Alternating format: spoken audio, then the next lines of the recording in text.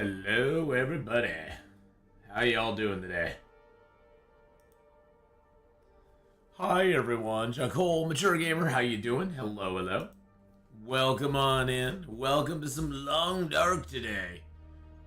We are getting back on our survival mode, which we have now at, I think, 100 days. Yeah, 103 days. 103 days. And we are at 58% condition. We've gotten back a little condition because we took a stim. We took a lot of damage traveling around Forsaken Airfield. We today are just going to be trying to get out of Forsaken Airfield alive. That's going to be, I'll try to clarify questions today. Oh, don't worry about it, man. That's going to be our main goal today, is trying to get out of here.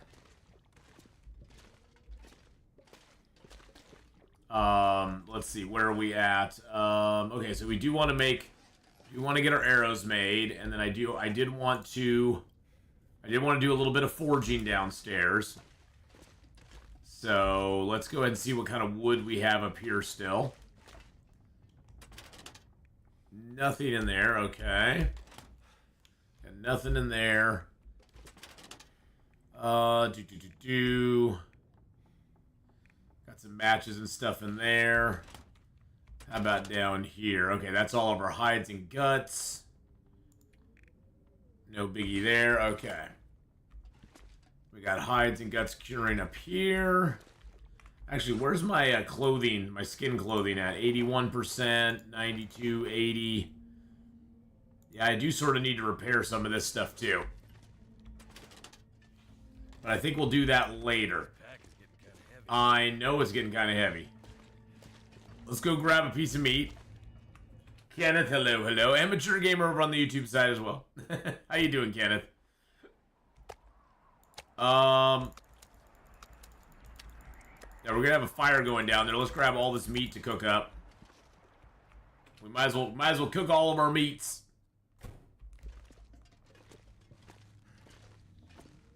We're a little on the heavy side now, but that's all right. Oh, do I have any metal on me? I do not have any metal on me. Well, let's go ahead and get this down here first.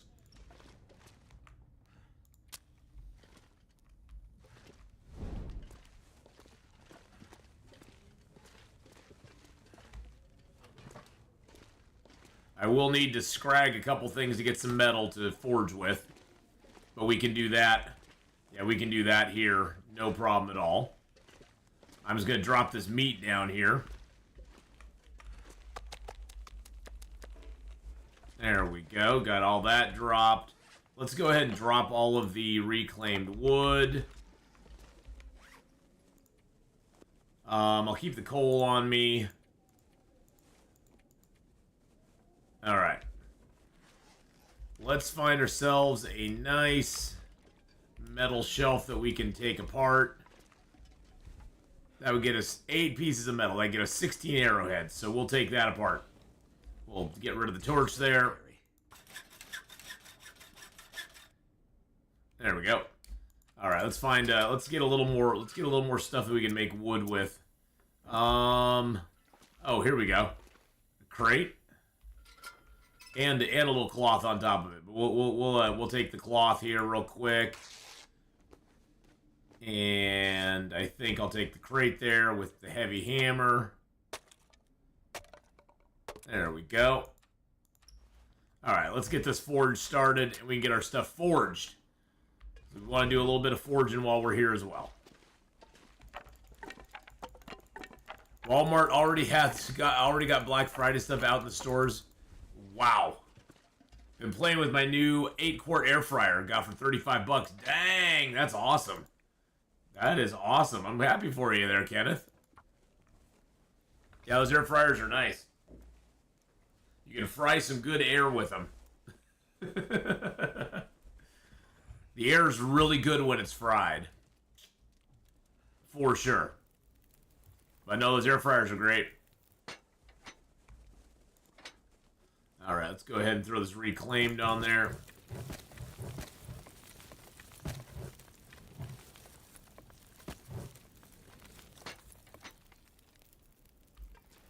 And let's go ahead and put this out.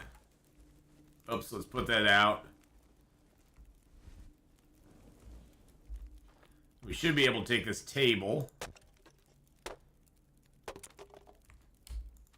Drink some water. Can you display YouTube chat? No, I cannot. One of the restrictions that Twitch puts on us is that we cannot display YouTube chat on a Twitch stream. Period. So no, I cannot. They don't allow us to do that.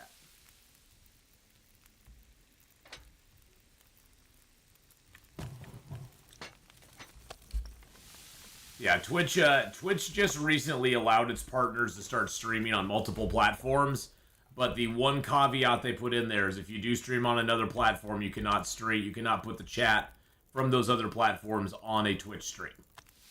They shot that one down pretty quick. So at least they let us stream on other platforms now, even if we're partnered with them. So that's a step in the right direction, I guess. All right, let's go ahead and drink a little water. But yeah, they don't let us do that. That's the short answer. And the long answer, too. All right, can I make some... Do I not have enough?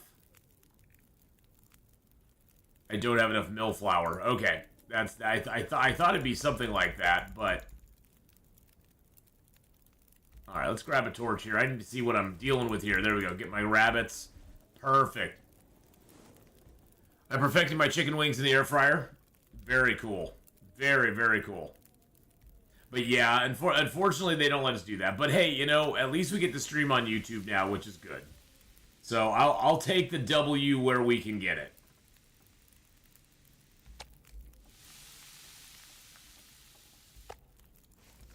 I just want to get all this meat cooked up if we can.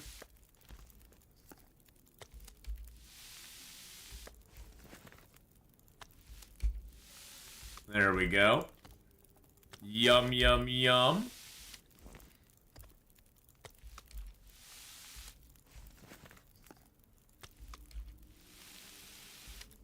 All right, that's all the meat I believe that we had. Yes, okay. So... what we're going to do now is, it's up to 57 degrees. Let's go with, I guess YouTube doesn't care if you Twitch chat on a YouTube stream. No, they don't. YouTube is very less restricted. There's no... See, the thing is with YouTube, there is no partner program for streaming or anything like that, because they're not a streaming platform in general. They are a pre-recorded platform. All their stuff is based on pre-recorded stuff. So they don't really give two hoots if you do anything really, with your live stream. I'm gonna grab that.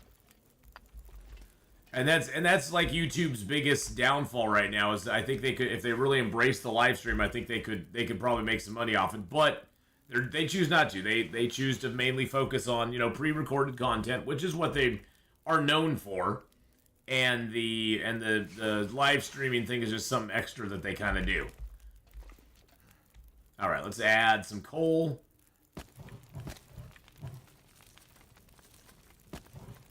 That should be enough to get it up there. And then let's eat a little bit of meat. I still have some good cattail, so that's nice. And let's drink some water. The funny thing, you can't put YouTube chat in YouTube display because you stream the same display. Yes, exactly. Yep, I stream the exact same display. All right, that is heavy. That is hot enough now. Why is it? There we go. I was like, why is it not giving me that option? There we go. Yeah, it's all through a third party called Restream, which is a third party platform that basically takes your stream and puts it onto YouTube and Twitch through OBS. So it sort of gathers up your streams and it puts it out there into two different places for you. Hey, Oxford Splice, how you doing? Welcome on in. Hello, hello. Starting to weigh me down. I know it is. That's why we're doing it. All right, let's get a little more water. Might as well be making 2 liters of water every time we do this. That's the beauty of using the pot, is you can go ahead and get 2 liters of water for every 4 arrowheads you make. Because it takes about 2 hours to boil the water. It later, when your cooking is really high, the 2 liters of water gets cooked really fast. But this allows you to do 2 crafts of the arrowheads and get 2 liters of water every time. Clownfish did a segment on the ad revenue. Twitch is going down a lot. Seems like things are going down fast. Well, you know, for big streamers, yes. For little guys like me, it don't matter. For big streamer, you know, the big streamers are all whining and complaining because instead of making $5,000 a day on ads, they're only making $200 or $500 a day on ads. I would be happy to make $500 a day on ads. I could go full-time streaming if I did that. The only people that are complaining about ad revenue on Twitch are the big streamers. Those are the only guys you'll ever see complain about ad revenue on Twitch. Because for the rest of us poor schlubs, ad revenue is a small little minute piece of what we get on Twitch. It doesn't matter when it comes down to it. The ad revenue for me could disappear to 0 tomorrow, and it wouldn't matter. The only reason I run ads on my channel is because it gets rid of the pre-rolls, and the pre-rolls are what kills your channel. When you have pre-rolls, when somebody brand new comes into your channel and has never seen your stuff before, and they have to sit through 3 minutes of pre-roll ads just to see your channel, that kills your channel more than anything. Because then they'll just click off and go to somebody else. They'll go to somebody that they've already, subscribed to, or they, that doesn't. They'll just go to somebody else who has ads running during their show, during their broadcast, but that eliminates the pre-roll ads. Because if I run ads during my broadcast, it gets rid of the pre-rolls for 60 minutes every time it runs the ads. So for an hour, it gets rid of pre-rolls every single time. So it's definitely worth it to run them because it gets rid of the pre-rolls. But the only people complaining about ad revenue are people who make literally hundreds of dollars a day on ad revenue. Guys like me, we don't make that much on ad revenue. I think if I figure it out, I probably make like, let's see, say I stream 20 days out of the month. I maybe make $5 to $8 a day on ad revenue. You do the math. Slowing me down. It's not that much. So the big guys, yeah, they're complaining because their ad revenue is being severely cut. Small guys like me, we don't care. The only reason I get ad revenue, I do the ads, is just to make sure that my channel doesn't have the pre-rolls. Because I don't like having the pre-rolls when new people come in. When I was in the UK, I remember watching you when you were in the UK and ads were really frustrating. Why did it type it 2 times? Don't know. Hey, Robstar, how you doing? Well, I think it's also just the changing culture. Back in the day, ads were everybody was used to ads. Now everybody doesn't want them, because they basically want what they want, and ads to get in the way. And you can get around it with like ad blockers and stuff. I know that stuff exists. I don't know how well it works on Twitch, but I know that stuff does exist. So you can definitely do it. I'm gonna leave that here, and we're going to leave. How hungry are we? Oh, we're really hungry. Let's eat this. But yeah, I mean, the ad revenue thing, I think, is just kind of funny. Because it doesn't really, like I said, it doesn't affect guys like us. And really, generally, the only ones you'll see complaining about it are the big guys. But that's because it hits their bottom line. They depend on that ad revenue to pay staff, to pay people to edit their videos, to pay people to do all, they basically depend on that revenue. And I don't, so. And yes, would I like to see no ads at all? Yeah, but I understand, Amazon has to put ads on there because they need to make their money too on the service, so it is what it is. Why I watch YouTube on smart TV when commercial breaks, I just hit the mute button like they do back in the day. Yeah, exactly. I mean, that's what we used to do back in the day. It was like, ads come on, it's time to go take a bathroom break. Now, I do pay for Amazon, or not Amazon, but for YouTube. I pay for the YouTube YouTube Prime because I just, you know, I watch a lot of YouTube, and I was like, well, I just don't want to, I don't want to have to bother with it. You know, if, I figure it saves me, it lets me watch more programming, and I don't really subscribe to a lot of other streaming services, so I was like, well, hey, this is my streaming service I'm going to subscribe to. So I throw them a little bit of money each month, and I get ad-free, I get ad-free stuff. So it works out for everybody. I just look at it as another streaming service. There we go. Okay, so let's see. Let's go ahead and rip apart these little bubbas. I do need to worry about, you know what? Actually, we could do that tonight. Let's go downstairs. How heavy are we? Oh, we aren't heavy now. Okay, let's go downstairs and make some arrows. Let's get our lantern out. I can use our lantern. We got lots of oil now. But yeah, there are a lot of people who are going... I mean, Twitch is definitely in some trouble. And honestly, Twitch's trouble is all on it's all on their own head. I mean, Twitch has nobody to blame for the position it's in other than Twitch. They have for too long let certain type of content be on their platform, and that is not the kind of content that advertisers want to have their ads next to. You don't want your ad next to a lady wearing a horse head riding a banana. It doesn't look good, you know. And even if the advertiser didn't really care, the response they get makes them care. The response they get from that makes them go, yeah, we don't want our stuff by that. So that's the thing, is like Twitch has let that go on for way too long, and then it's hard to pull back from letting that occur because they've already let it happen for so long. So, and that's the thing, is like they can't sell that time to advertisers anymore. And so it sort of screws them a little bit. Which I think is funny, but, you know, like I said, Twitch has nobody to blame but themselves. You're lurking through YouTube Premium right now, Explosive Lemons? Exactly, yeah. I mean, I like YouTube Premium, to be honest. I don't see any reason to get the thing that removes ads like those that you have to pay X dollars per month for. Every time I get an ad on YouTube, I just refresh the page and hope I don't get another one. Yeah, you can do that too. I just have YouTube Premium because I just am like, I figure I just get more watch time that way.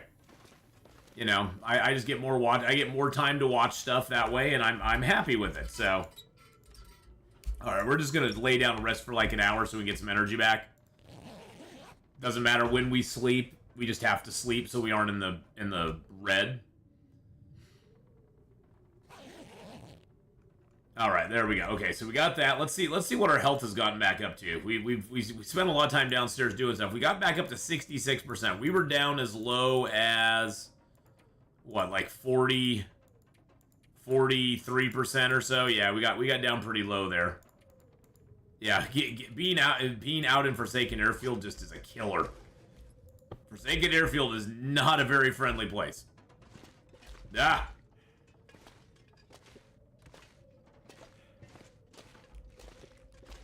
All right, let's go ahead and get you down here.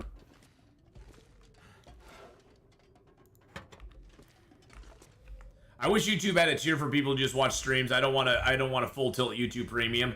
Yeah, you know, Oxford, I wish YouTube just would support streamers more. I wish YouTube would just have more full-on support for streamers, because unfortunately they do not. Streaming on YouTube is one of those things that you can do it, but generally, other than for like several big name streamers, YouTube doesn't really, and even them, YouTube doesn't really support it a whole lot.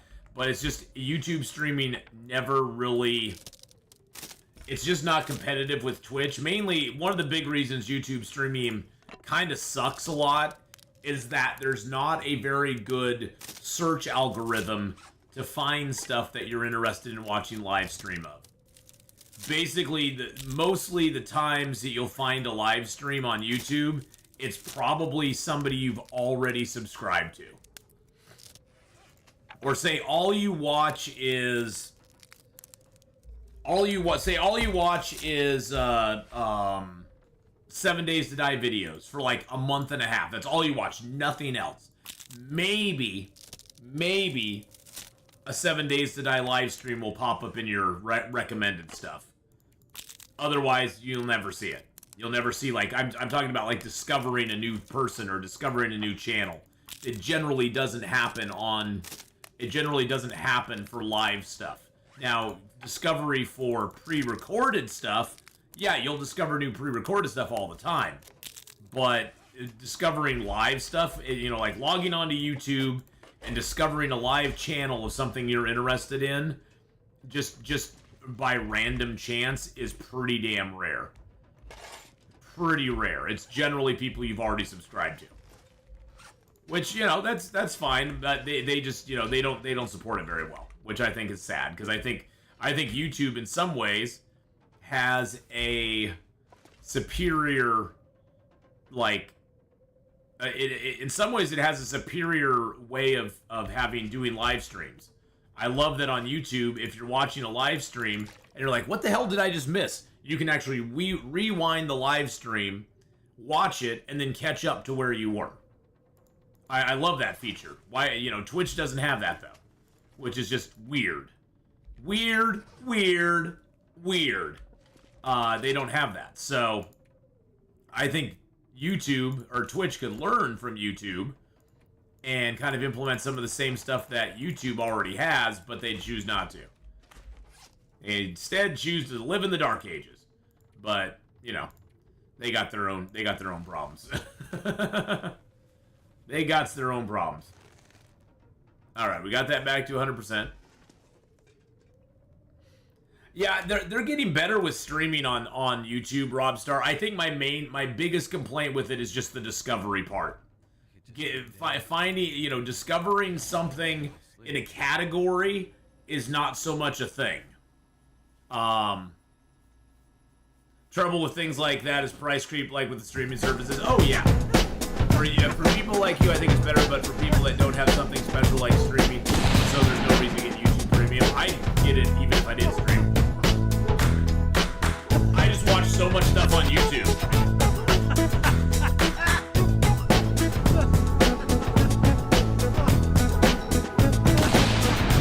That's the thing, is I don't subscribe to other streaming services either. I don't have Amazon Prime, Hulu, D+, Netflix. BKNRMT I don't subscribe to any of those. Months. Thank you, BK, for the 68 months? Holy crap, 68-month subscription there. I appreciate that very much. But yeah, I don't subscribe to any of that stuff. So I just take my money and go, well, I'm just going to subscribe to the one thing that I like, that I actually watch all the time, and that's, you know, but you have to make that personal decision for yourself. Yeah, it's good about suggesting already recorded, but not live streams. It just doesn't have that sort of algorithm, and I wish it did. I wish they would take Twitch's algorithm and put it in for live streams on their platform. But let's also be honest, there's not a lot of live streams comparatively to the number of pre-recorded videos. There's not as many live streams on YouTube as there are pre-recorded videos. So there's kind of a reason for it as well. So, you know, it's one of those things where I get it. It's just I wish they had a better discovery system for live stream stuff, where you could go on there, type in Long Dark, and it will pull up the live streams first, and then it will give, or even have a tab at the top where you pull up, you say you go on and search for Long Dark, and you can go click at the top, you know, for live streams, most recently uploaded streams, you know, and have like different things that you could look at. So you could just look and you could immediately see if anybody was live streaming Long Dark or whatever it was. You know, it's just something that's not important to them. So, you know, that's okay. Maybe one day it will be. Yeah, I don't remember seeing anything of what I'm interested in, like games and stuff. I only find live streams for people I've subscribed to. Yeah, I mean, you know, which is fine. I mean, it definitely is worth. It's definitely at that point worth subscribing to people that you are, you know, that you like their content because that's the best way you'll probably find them live streaming down the road. And if you don't subscribe to them, you'll probably never even know if they ever go live. So yeah. So a little good content these days, I end up just buying DVDs instead of going down the streaming route. That is true, yeah. A lot of the stuff you like is stuff that came out 15 years ago, so. Hey, Alex Life, how you doing, buddy?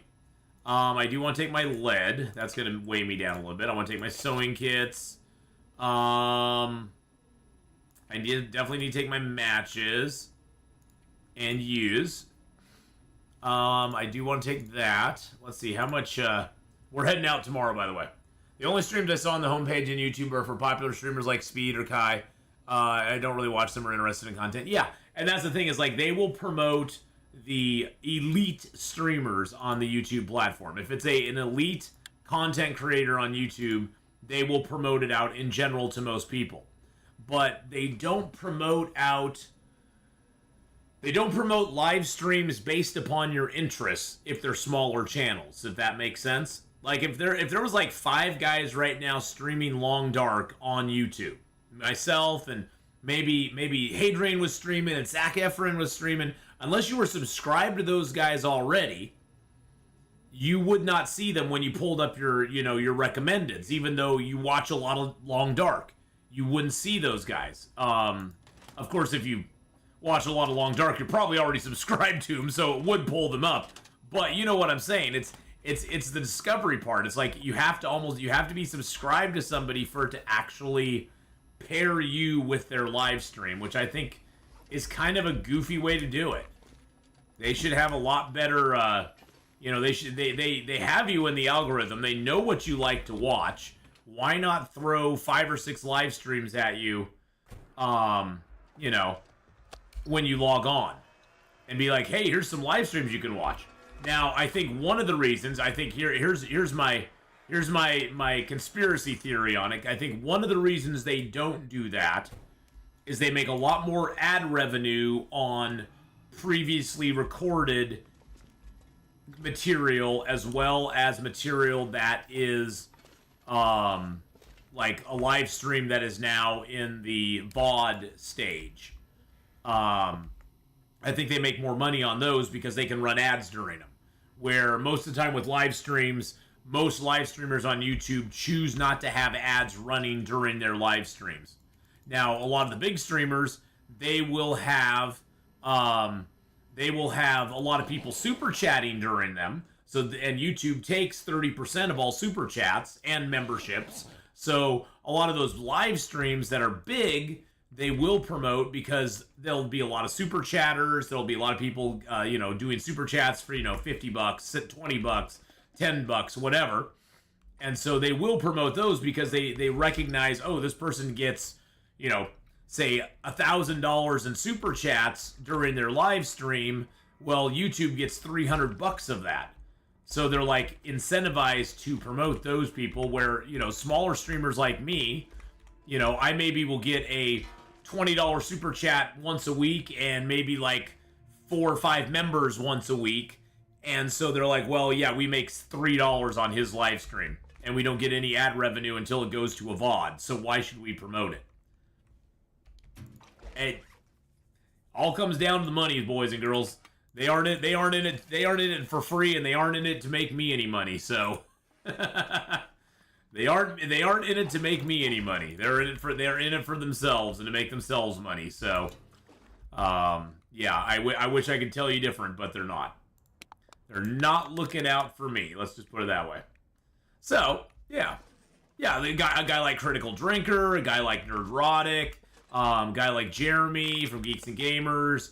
Any of the big time streamers on YouTube. Those guys they'll promote their streams, but that's because they get a lot of super chats during them. Smaller guys, they just don't care. Which like I said, I don't. It is what it is. I mean, I can rail and scream about it, but nobody's going to give a crap. It's not going to make a dang bit of difference. I'm going to take yous. I'm going to take yous and you. Do I need anything else in here? We're at 47 kilos right now. We have very little fuel on us. I could probably drop some of these sticks and just leave them here for maybe another day. Alright, that dropped us down a couple kilos. Oh, I can leave the fish tip-ups here. Actually, you know what? I'm going to take the fish tip-ups with me. I may want to use those. But where am I going to use them? That's almost a kilo's worth of weight. I could leave them here and just have them for whenever I come back. So we're just going to leave those here as well. Actually, I'm going to throw those in a drawer. Why have them on me? Let's look through our stuff here real quick. I got my 2 torches. I do want the jerry can. Yeah, I sort of want everything else that's on me right now. I want all the hides, the guts, the birch, the maples. Yeah, I kind of like where we're at. I'm kind of digging it. Okay, we're good.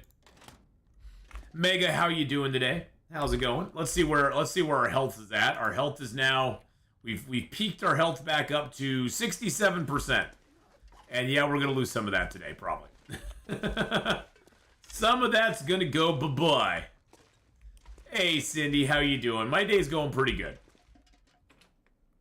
My day's going pretty darn good. Too much stuff to carry. And it is a fog storm out here. Which I really don't want to leave in. I am going to take my pies, because we can carry more weight with that. Yeah, let's wait for the fog storm to go. We'll just pass time for an hour. And we'll see what happens.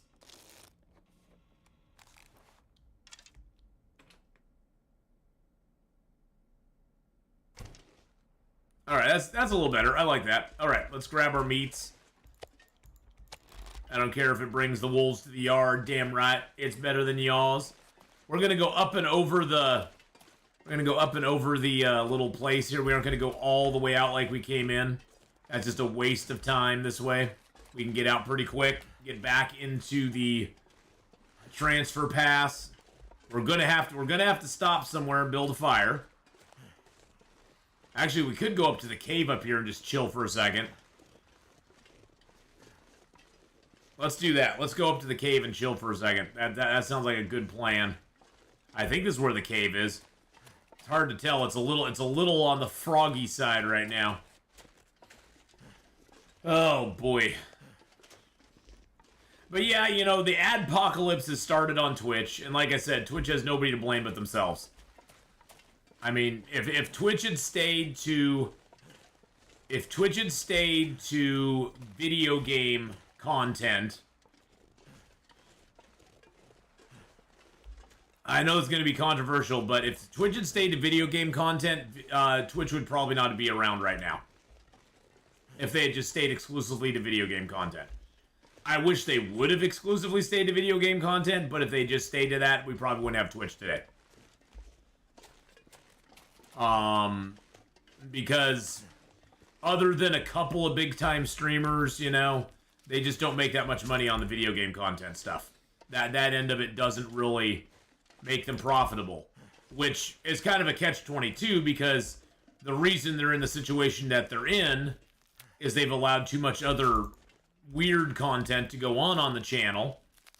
And if they'd stuck with video game content, they wouldn't be having the advertiser problems they're having right now. Because nobody wants to have, like I said, nobody wants to have their Coca-Cola ad running next to a girl in a horse head riding a banana. And moaning. So, you know, that's the thing is that, you know, people, you know, the companies don't want that stuff. And they, can we get that? Yes, we can. So, they're in a weird position because they would be dead if they had not allowed people to start doing the just chatting and stuff. The thing is, though, they needed to regulate the just chatting content a lot more than they did. They were not heavy on the regulation end of it. I think mainly because they were unfamiliar with how horrible humanity will be. and the ability that humanity has to do weird and stupid things for money. They didn't count on that, and so they didn't realize how bad it could get, and unfortunately they didn't realize it till it was too late. And that's the thing, is like, you know, the whole well, if I'm on a beach, can I wear a bikini? You know, that's sort of normal wear for that. If I was Twitch, I would have been like, no, sorry, that's not what our platform's about. You can go to the beach on your own, just don't stream yourself on the beach. You know, tough luck. TFB. Too effing bad. You know, we aren't going to allow that on our platform. If they'd done that, I think they would have been in good shape. But basically, that was people just trying to, you know, get a little more skin exposed, because as they surmise, sex sells, and so people will tune in for a beach stream because they get to see scantily clad girls, because that sells. There's nothing wrong with that, but Twitch needed to basically be like, yeah, that's really not what our platform's about.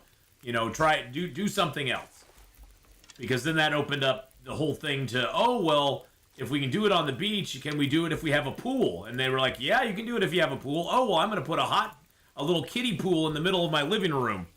And then I can do it in there. And Twitch at that point should have been like, no, you can't do that. So what I'm hearing is an Atheenon topless long dark stream starting next week. You have heard correctly, sir.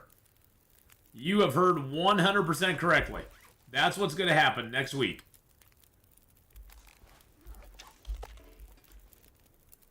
See, and that's the thing too, is that, you know, advertisers don't appreciate that because it's duplicitous, and the advertisers know what's going on.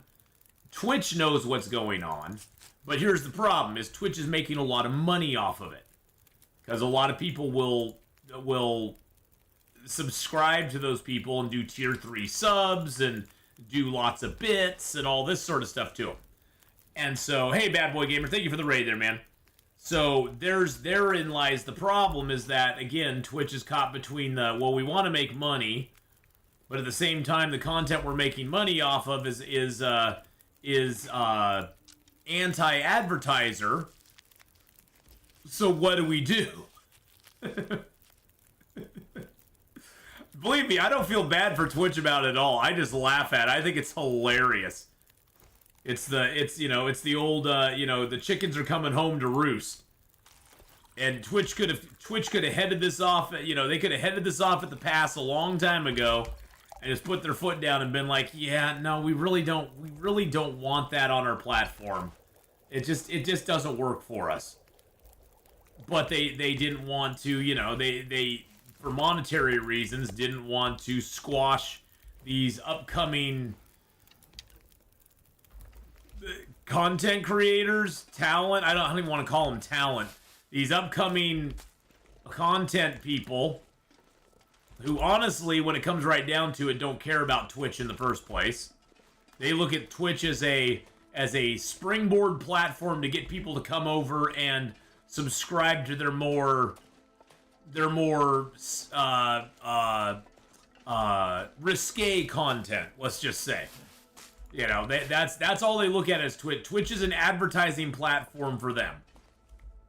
And even though Twitch has demonetized a lot of those people and said, yeah, you won't have ads running during your streams, the advertisers, that doesn't appease advertisers. I mean, advertisers do their own sort of due diligence on different platforms. And when you log on to Twitch as a total non-user of Twitch, not into your account, which is then parsing all of the content based upon what you have watched in the previous year or whatever it is, when you're logging on as a complete non-person, you're just logging on and being like, hey, I wonder what's on this platform. Guess what generally is in a lot of the top positions, the hot tub streams and that sort of stuff. And and advertisers will do that. They'll look at it and they'll be like, is this really what we want to be advertising on? I mean, not that we mind the half-naked girls, but is this what we want our advertisement for, you know, I mean, maybe they could pair it with, like, birth control ads or something, but the birth control advertisers are like, we can put our stuff right next to this. It'll work really good for us. It'll make us look like heroes. But, you know, they don't want their, you know, their Pokemon Go ad right next to that, you know? Yeah, exactly. They make their money on other pages, so they don't care if they make money on Twitch or not. Ultimately, like I said, BK, they do not care about Twitch.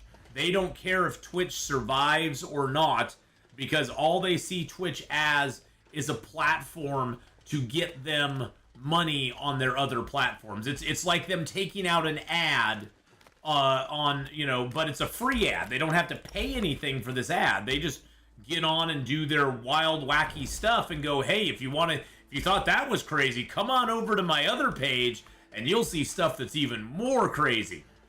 And so it's sort of for them, it's a preview, it's a free advertisement for their other content. And for people like myself, where this is where we make our content, this is where we make our, you know, this is where we show people what we are actually doing, it doesn't work out as well for us because we aren't trying to promote the OF page. I mean, I could start an OF page, but I don't think anybody would ever subscribe to it. So we aren't promoting that. Right now, this is just about us getting out of Forsaken Airfield, boys and girls. With every minute, this stream becomes more and more a masterclass about streaming on Twitch and Twitch history. I've just been around for a long time, McLean. I've just been around for a while. I've seen a lot of wild and wacky stuff happen. You know, on the platform, I've seen a lot of wild, wacky stuff. And the funny thing is, you know, agree or disagree with the whole Dr. Disrespect thing, but there's been people on Twitch who've done a lot worse than what he has done, and they are not perma-banned off of Twitch. There's a lot of, I mean, there's a girl who literally had SEX on camera, live on Twitch, and she got banned for what, 6 days, 7 days? And then she was right back. She should have been gone forever. And so, it's one of those things where, you know, there's people who've done way worse stuff on the platform, and there's not, I think that's probably, especially for content creators, that's probably the biggest frustration, is the inequity in the administration of rules. If they applied the same rules to everybody, I don't think people would mind as much, you know. And that's I think what happens is that a lot of things slip through the cracks, and there's a lot of frustration that comes about because people genuinely do not like, they don't like to have the feeling that a platform or an organization or whatever it is unequally applying the rules. They want to see that the rules are being applied to everybody equally. They want to see that, hey, if you do X, this is the consequence. If you do Y, this is the consequence. You know, they don't like to see that certain people get preferential treatment over others. And that's pretty much how it feels on Twitch most of the time. Is that if you are a certain kind of person, you get a certain kind of treatment. If you're a different kind of person, you get a different treatment. And generally, the e-girls tend to get a little bit more of a pass than the dudes do. That's just how it is. Turned out pretty well. And whether it's right or not, who cares? It's just, you know, that's just looking from the outside looking in. That's whether that's actually happening or not is immaterial. That's what it feels like for most people. And you can argue that it's not happening, that's totally that's an exaggeration or whatever. But that's what generally most people feel is going on. And that feeling comes from somewhere. That feeling doesn't just come out of thin air.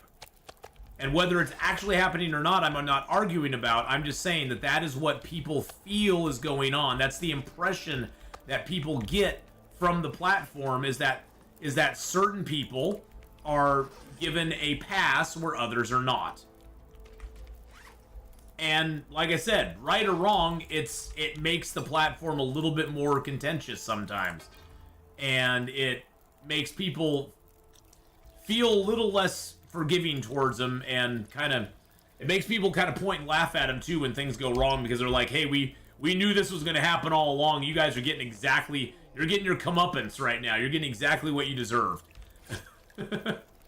It's all about revenue. Yeah, it is all about revenue too. I mean, it truly is all about the revenue. Hey, Atio, how you doing? We are all good. We are all doing fan-freaking-tastic. We're just talking about the whole sort of adpocalypse going on Twitch right now. With the you would follow Faces, you'd follow my OF if I had one. Well, I appreciate that. I'll have to look into it. Didn't I have another rosehip? Or did I already cook that rosehip? Wait a second. I already cooked that rosehip. Okay, let's drop you. And let's drop you. I'm gonna have to leave something behind. Nah. Because really, I mean, perception is a large part of how people feel about something. And the perception of Twitch right now is not very good. Whether it's warranted or not, it's just the perception of what's going on Twitch is not very good. And the advertisers, you know, they are free to take their money and take it elsewhere. And go, well, we don't feel comfortable advertising on your platform anymore, so we are going to advertise on this other platform now. Which I totally get.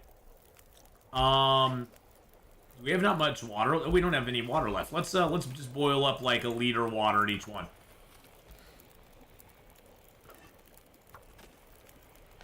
The Athethon, Ath's OF only feet.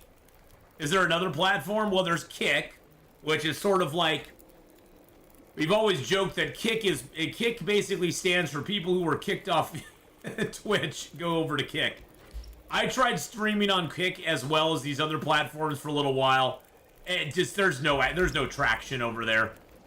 Kick is a platform that the only reason it still kind of exists is because there's a group of people over there that do a lot of like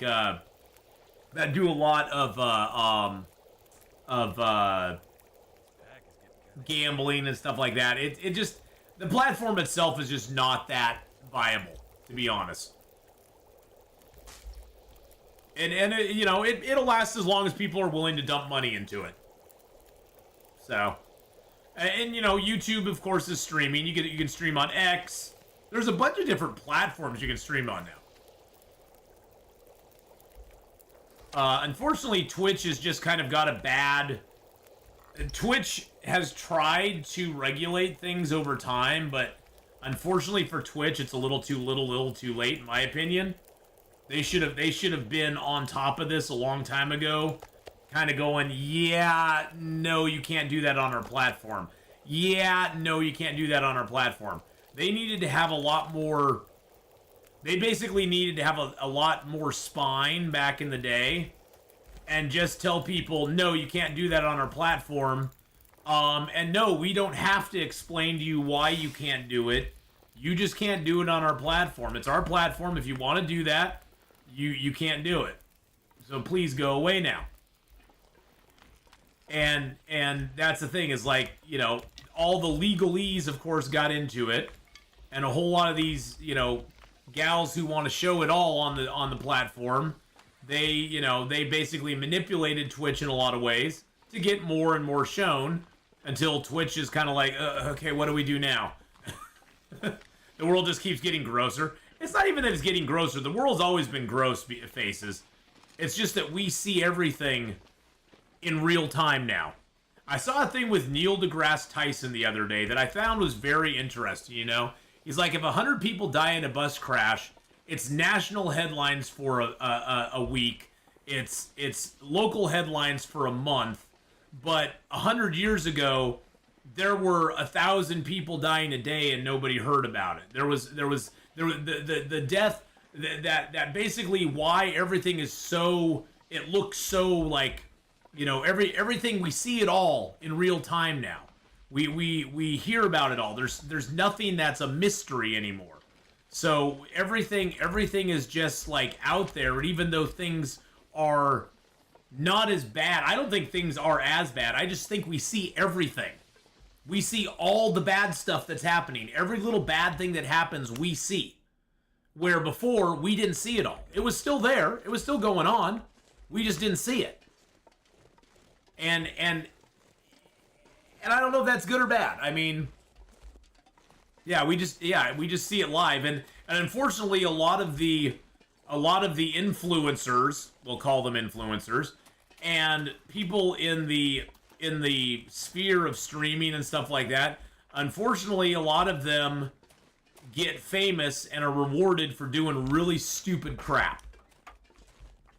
You know, and that seems to I would say, if you looked at the ratio of weird and wholesome videos on the internet, the weird ones probably get more views, more likes, more interactions than the wholesome ones do.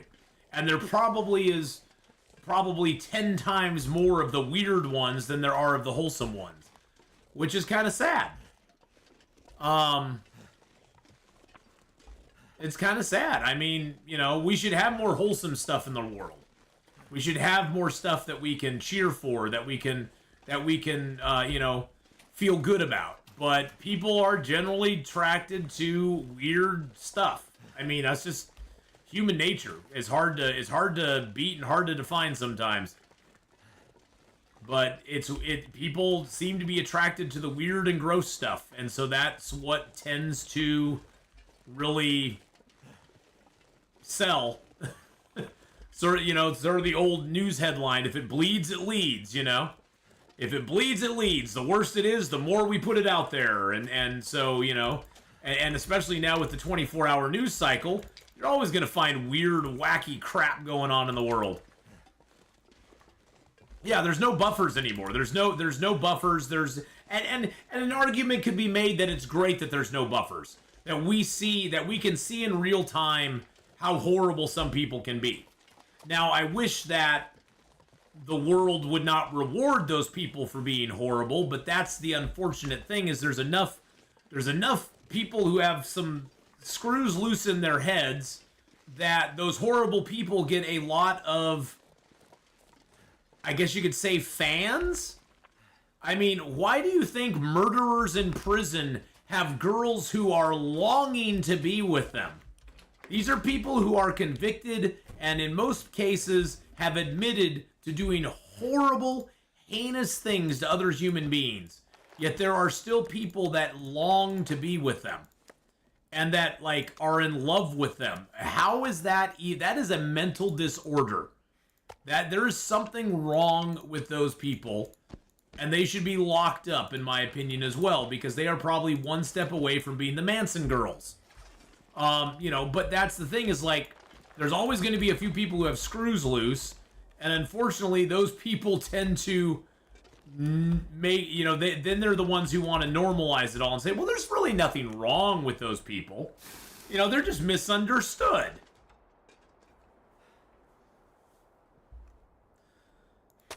Yeah. On TikTok, I remember seeing weird twins, so cringe, not funny, more views than likes than I expected. Oh yeah, there's a big draw to that sort of stuff. I think a lot of it does stem from morbid curiosity, because a lot of us, I mean, let's just admit it, a lot of us as humans, we've had those moments where we've been like, I wonder if I could be a murderer. I wonder if I could do such a heinous thing. And most of us would like to believe that we wouldn't be able to. I think most of us genuinely in our hearts would like to believe I could never be as horrible as that. I could never do such a heinous thing to another person. That's something that I would never be capable of. I'm not gonna be able to, and to that I would ask, you never know. You never know. Maybe you could be maybe you could. What is I think as humans we all have a point where we could be pushed. I think for most of us, that point is on such an extreme that it will never happen. It wouldn't happen in 100 of our lifetimes. But I just have this suspicion that for all of us, there is a point where there could be a break. Just psychologically, I think there could be a point where that something could be big enough to change us. I don't know. Maybe I'm completely wrong, and I could be. I hope I am. It's just I've seen enough of those, people who are like, I would never imagine that guy could have done such a horrible thing. He seemed like such a nice person who lived next door to me for 14 years, and yet was killing and chopping up people in his basement. It's like, excuse me? It's one of those things where you never know. Yeah, you never ever know, I guess.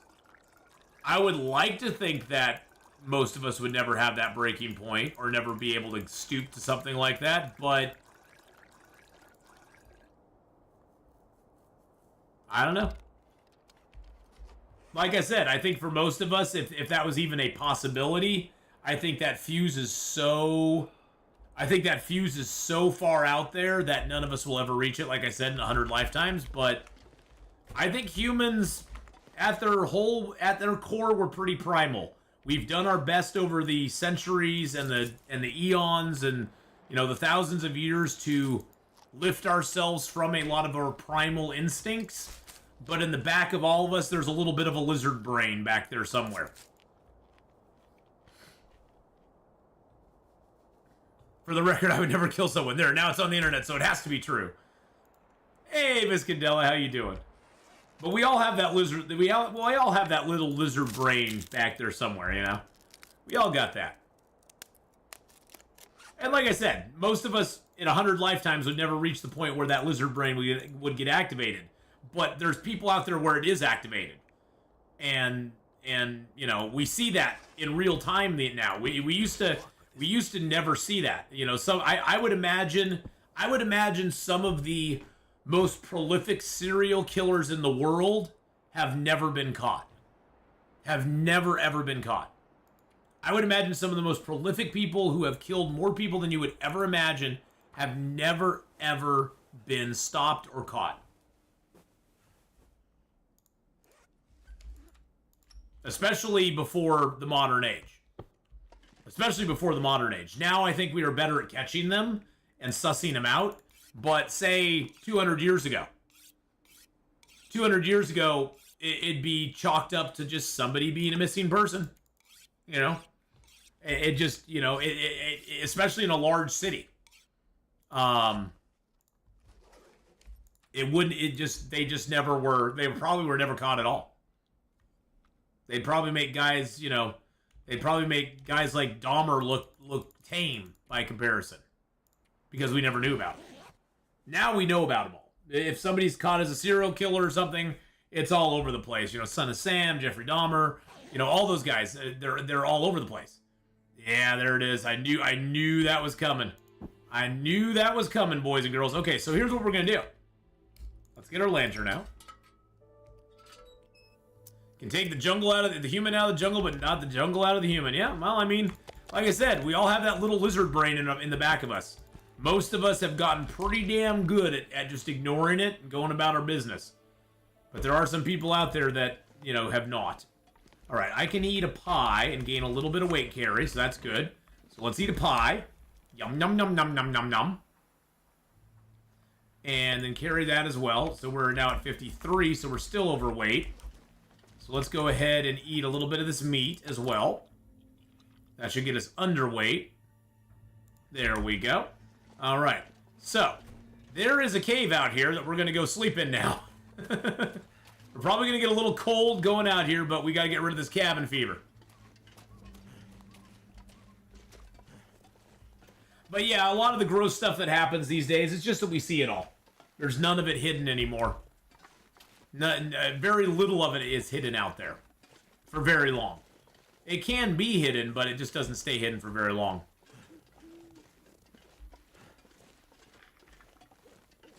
If you watch Criminal Minds, you get the feeling his world full of serial killers. Yeah. Oh, yeah. Well, my best friend, she loves like 48 Hours and Criminal Minds and all these shows, and she's just like, people are just so horrible. They're everywhere. And I'm like, no, they aren't. She's like, but they have hundreds of cases. And I'm like, yeah, and there's hundreds of millions of people out there. And there's hundreds of cases. Of course there are. If they had hundreds of millions of cases, it'd be a different thing. But most people aren't that way. It's like, you know, yeah, because you've seen 200 episodes of this and there's 200 murderers on it. Yeah, it's, you know, it's not even scary. I mean, the chances of you having somebody in your life or running into somebody like that in your lifetime are probably less than zero. You probably have a better chance of getting hit by a asteroid than have that ever happen to you or know somebody that's happened to. It's because it's out there, people think it's common. It's not common. Those kind of people exist, yes, and we need to be aware of them, but we definitely do not need to be afraid of them. Because it's probably never, ever going to happen to you. Doesn't mean don't be aware. Be aware, for sure. Okay, where's my cave at? Where's my cave? Okay, I was hoping I'd find my cave, but this is not my cave. Is it down the other way? Okay, this thing is just getting in my way now.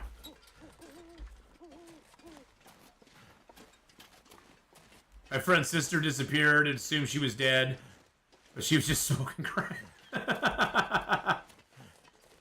That's a thing too. All right, I'm gonna give you guys night vision because I'm out here just kind of wandering around.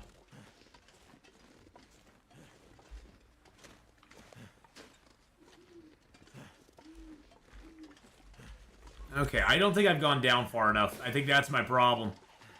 I cut up too fast. That lantern, the lantern was my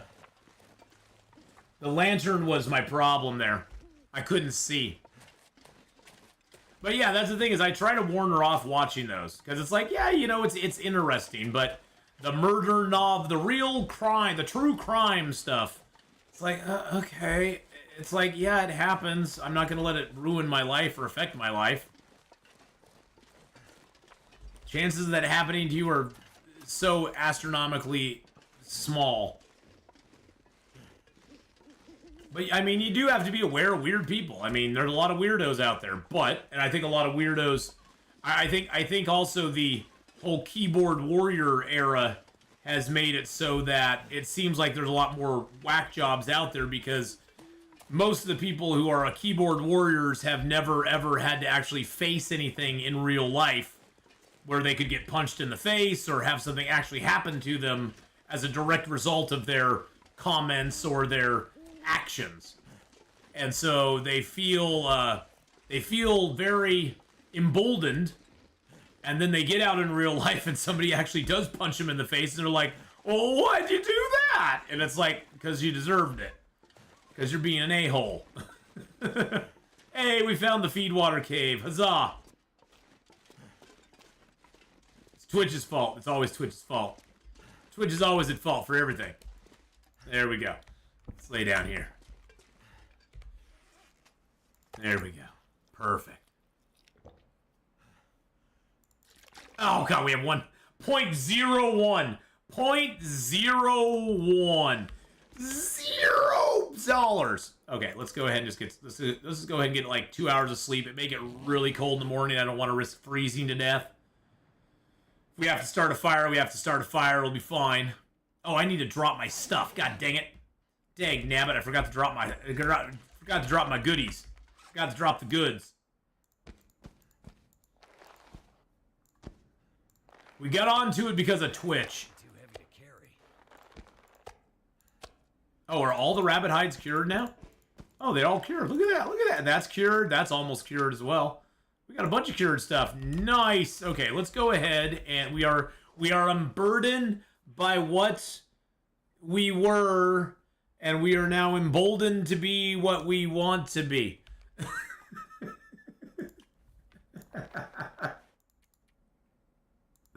Sorry, I couldn't resist. Anyway. He's cancelled. Get him! horrible human being. Oh, I just love making fun of everybody. I can talk about most things. Now I can just pontificate. I can just, yeah. This guy down the block had his wife in a deep freezer. That house will probably stay empty forever. Wow. That is some crazy stuff, man. That is some crazy stuff.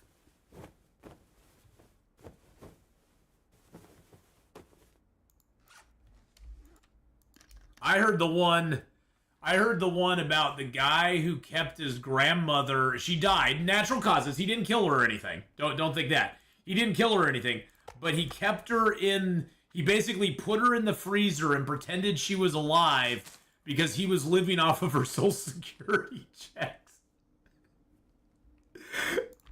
And when they arrested him, when he got arrested for doing it, because it's basically disrespecting a corpse or something like that. I think he claimed that he did it because it's what she would have wanted. It's a bold strategy, Cotton. Let's see if it works out for him. Let's see if it works out for him there. It's a bold strategy, man. It's a bold strategy. Claim, hey, it's what she wanted. You know, it's okay, I guess.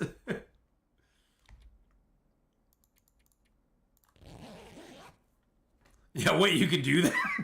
You can't do that? Yeah, you can't do that. Did he pay it back? Oh, no, he just got sent to prison. He got sent to prison for what is it? I think it's something like disrespecting a corpse, or it has something to do with treating the dead inappropriately. I forget exactly what the charge was, but and he had to pay it back to the state. Yeah, he had to pay it back. I mean, yes, that goes without saying. He had to pay it back, but he was also charged with some sort of, it was fraud and disrespecting a body, or something like that. There's a whole bunch of charges he faced with it, which I just was like, bully for him, I guess. I mean, I guess he gave it a try. Wow, it's only 1 arrow down temps. I think we'll make it back there. Nice. But yeah, I just thought that was a weird one. That was a weird one. But, that's the thing, is people do some wild and wacky stuff out there. A wild and crazy world, my friends.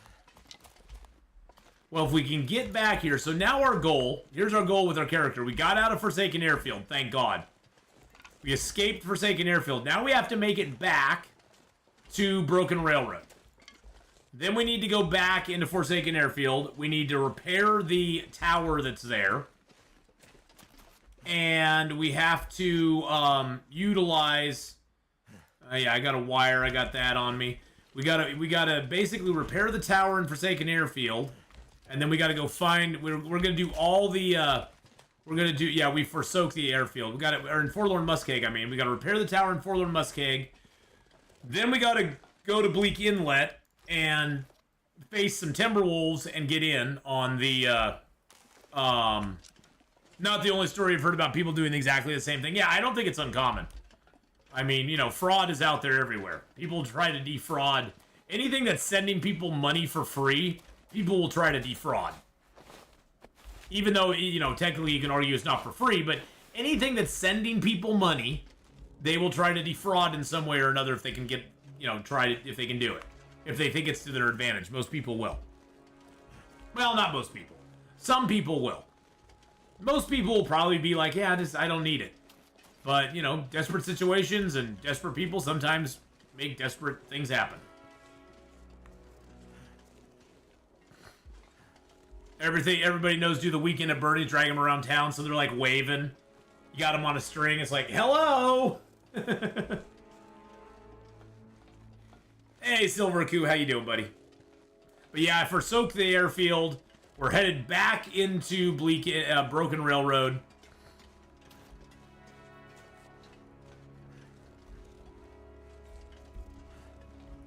Oh, that's how there's feuds in the Appalachian Mountains that are still going on to this day, Chicken Butter. My mom came from a long line of hillbillies in Pennsylvania backwoods. We're talking people would disappear into the swamps and never be seen from again.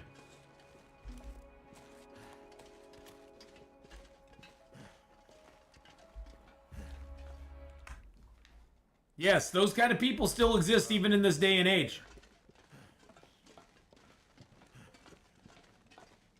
What if whole your government it's easy money? What if your whole government it's easy money seekers?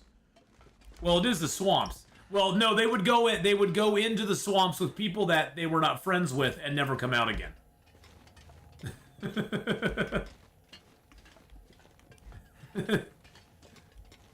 I live around the hillbillies in Kentucky. Let's put it this way. Don't make a wrong turn. Exactly, yeah.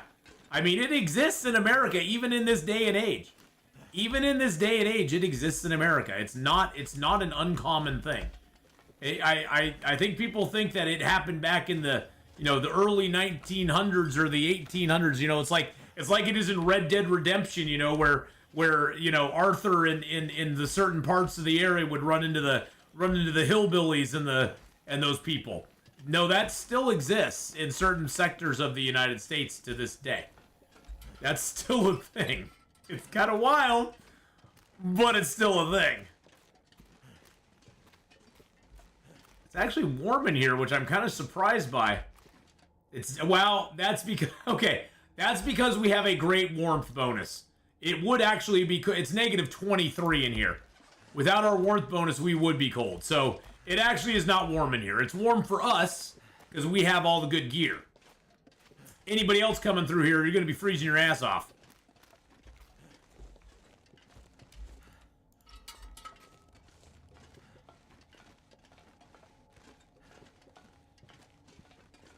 Gonna go as long as I can without the light. You got a pretty mouth. Squeal like a pig. That's on the OF channel. The OF Ath channel. Is this a new run or old one? This is the old one. We are on day 107. We're back down to 65%. We were up to 67. And now, we're down to 55. Sorry, we're down to 55% again because we had to walk through some of the cold last night to get out of the cabin fever risk that we had. Oh, there we go. I see the exit. I see the exit before me.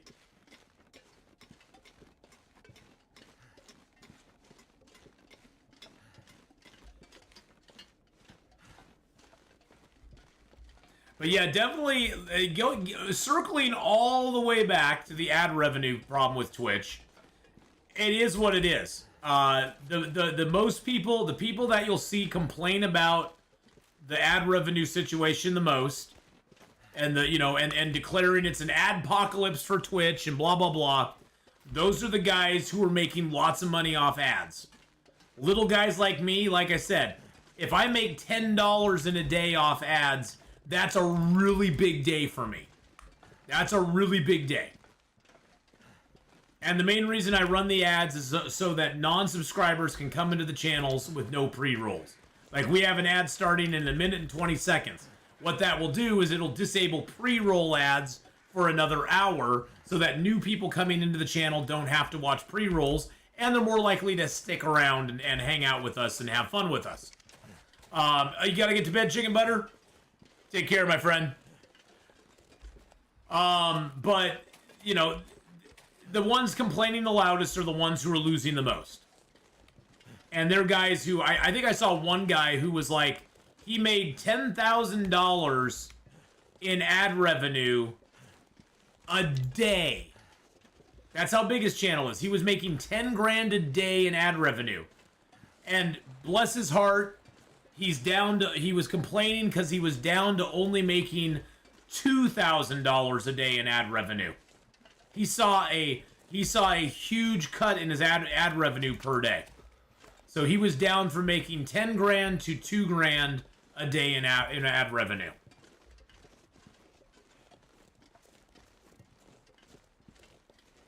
If you don't run ads, would you get revenue from pre-rolls? No. That's the dirty little secret. I don't believe so, me for Florida. If you opt out of their ad program, they'll run the pre-roll ads and you get nothing for it. That's the dirty little secret I think they don't want you to know. Is you can opt out of the ad program if you want. You don't have ads on the YouTube because I don't run ads. I choose on YouTube not to run ads, and there's no downside to me not running ads on YouTube. Now I believe there are some pre-roll ads on YouTube, but pre-roll ads on YouTube, it's like watch it for 5 seconds and then you can click past it, or something like that. Pre-roll ads on Twitch, they stick you in a 3-minute ad loop that you basically go, wait a second, I'm watching 3 minutes of ads and I don't even know who this guy is. I'm just going to go to another channel. On YouTube, and the difference also is that on YouTube, most people coming to your stream on YouTube are subscribed to you. They know who you are. You very infrequently will I get new watchers on YouTube who haven't already subscribed to my channel. You don't get a lot of fresh interaction on the live stream on YouTube. It's mainly people who have already subscribed and already watched your content and already know who you are. It's those people that are watching you on YouTube. Where Twitch, somebody will pull up the category, say, Long Dark has their update. Somebody will pull up the Long Dark channel or the Long Dark page, and they'll just, start scrolling down and they'll click on people to watch. They'll be like, oh, this guy looks interesting. I'll click on him and watch his channel. And then they get into a 3-minute ad loop because they're like, well, I don't know who this guy is, but now I'm watching 3 minutes of ads just to get into his channel. Why am I bothering? And so it disincentivizes new people to watch your channel, which sucks. And so it's a completely different beast here on Twitch and YouTube. And the ads, the running of the ads on Twitch, it prevents those pre-rolls from coming in. At one point, YouTube wouldn't let Twitch streamers to mingle. Well, Twitch was the one who refused to let Twitch for the longest time. If you were in Twitch's partner program, even if as an affiliate on Twitch, you were basically barred from live streaming on every other platform. You could not. YouTube don't care. YouTube don't care. But Twitch would not allow you. You would lose your ability to get subscriptions and bits on Twitch if you live streamed on multiple platforms. And that all changed the end of, 2022? So beginning in 2023, Twitch sent out a new sort of addendum to their whole streamer partner program saying, hey, we know we've said you can't stream on other platforms, but we understand your need to grow your channels and blah, blah, blah, all this flowery words. The ultimate end of it was you're now allowed to stream on other platforms. That was the ultimate takeaway from it. And the main reason that happened is you got to remember there was this little thing called Mixer. So Mixer tried to compete with Twitch in the worst possible way. They tried to basically buy Twitch streamers like you'd buy NBA players or football players, and basically buy a bunch of big name, big money guys and think that was going to make their platform explode, which never worked. And so they tried to do that, and it failed, which made, God bless them, it made guys like Ninja and Shroud, I think, and a couple other of the big guys that they paid $10 million to come over and exclusively stream on their platform for a year. They were signing insane deals, and their platform didn't even last a year. So they did that, and that failed. And so after that, some of those streamers came back to Twitch, but what some of them found is that they were more profitable streaming over on YouTube, or that they wanted to stream on YouTube because Mixer didn't care. And a lot of those streamers had started to stream on multiple platforms at the same time streaming on Mixer. Well, they didn't stream, but they did a lot of their broadcasts as well. They put them up on YouTube and stuff, and they did really well on YouTube. And so when they lost Mixer, those guys came back. I misspoke there. They weren't streaming on multiple platforms, but they were putting stuff up on YouTube, and it was doing really well for them, and they didn't want to lose that audience. So when Mixer went away, they came back to Twitch, and they were like, well, Twitch, if you don't let us stream on other platforms, tough. And you got to remember, this also happened after Twitch cut the amount of pay that a lot of those streamers were getting, because a lot of the big streamers were getting very profitable contracts for the split on revenue for subs, revenue on ads, and that sort of stuff. And Twitch took a lot of that money away from those big time streamers, and the big time streamers were like, well, it's not profitable enough for us to do it anymore. We're going to stream on both platforms. What are you going to do about it? And so Twitch kind of loosened up its rules for those streamers and for all the rest of us to stream on multiple platforms. And they caved, yeah. And they caved. What Mixer found out was, hey, Google and Amazon don't play. Well, what Mixer found out, here's the problem with Mixer. Here's where I think Mixer went wrong. Mixer took its money, and you know, every enterprise has a certain amount of money that it can allocate towards talent, advertising, the bottom line, you know, keeping the lights on and all that sort of stuff. Every organization has a limited amount of money. Money is not unlimited in most instances. Even if it seems like it is, there is a limit to it. Because there's always a bean counter in the back room who's going, we can spend this much on this and this much on this. It may be a lot, but once we hit this goal, once we hit this amount, we're done. And so what Mixer did is they took their money for talent and they spent it on like a half a dozen or a dozen big name streamers, paid them a buttload of money, but that didn't return to them what they thought it would. Because what I would see is that when Ninja streamed on Mixer, everybody watching Fortnite watched Ninja on Mixer, because at that point, Ninja was pulling insane numbers. Hundreds of thousands of people watching him at a time play Fortnite. So everybody would be on Mixer watching him play for 6 hours. The moment he stopped playing, everybody came back to Twitch to watch everybody else. Very few people stayed on Mixer to watch anybody else because they had nobody else. What they should have done, in my opinion, a smarter move, is to take that big pool of money they had that they spent on all those big streamers and come to, I'm not saying myself, but come to smaller to medium-sized streamers like myself and give us all little contracts to be exclusive for a year on their platform. And I think they would have done a lot better because the way Amazon, you know, and Twitch makes its money is, yes, they make a lot of money on a lot of big streamers. But what they also don't tell you is they make a lot of money on a lot of little streamers as well. So that's a large part of their revenue too. And really Mixer as a platform, they were going for the payday right away. Instead of looking long term and going, hey, we want to bring people to the platform, because the more people we have on our platform, the more interaction there's going to be, the more likely those people are willing to stay over here. They'll start watching other stuff on the platform. They'll go from person to person to person to person.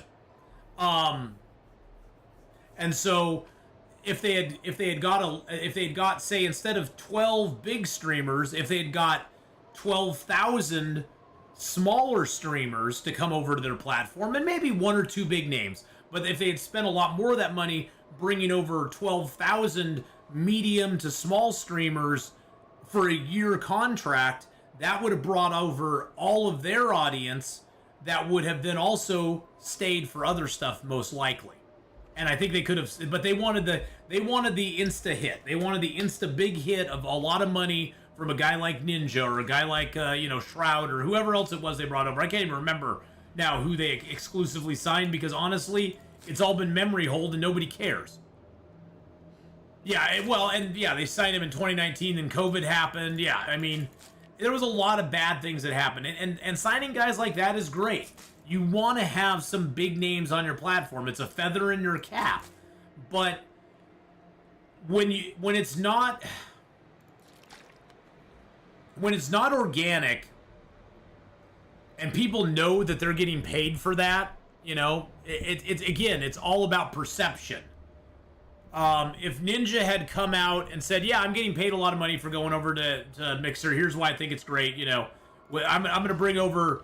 We're also going to bring over, 50 of the highest view count Fortnite streamers. So not only but 50 of the greatest Fortnite streamers are all coming over to Mixer. Think of how that would have affected Mixer instead of having just Ninja and Shroud, and then a whole bunch of the other ones are on all the rest of them are still on Twitch. All the rest of the streamers are still on Twitch that everybody likes, because they didn't understand that, yes, these people watch Ninja, but Ninja is not streaming 24 hours a day. When he stops streaming, they go and watch other people. Are those people on your platform?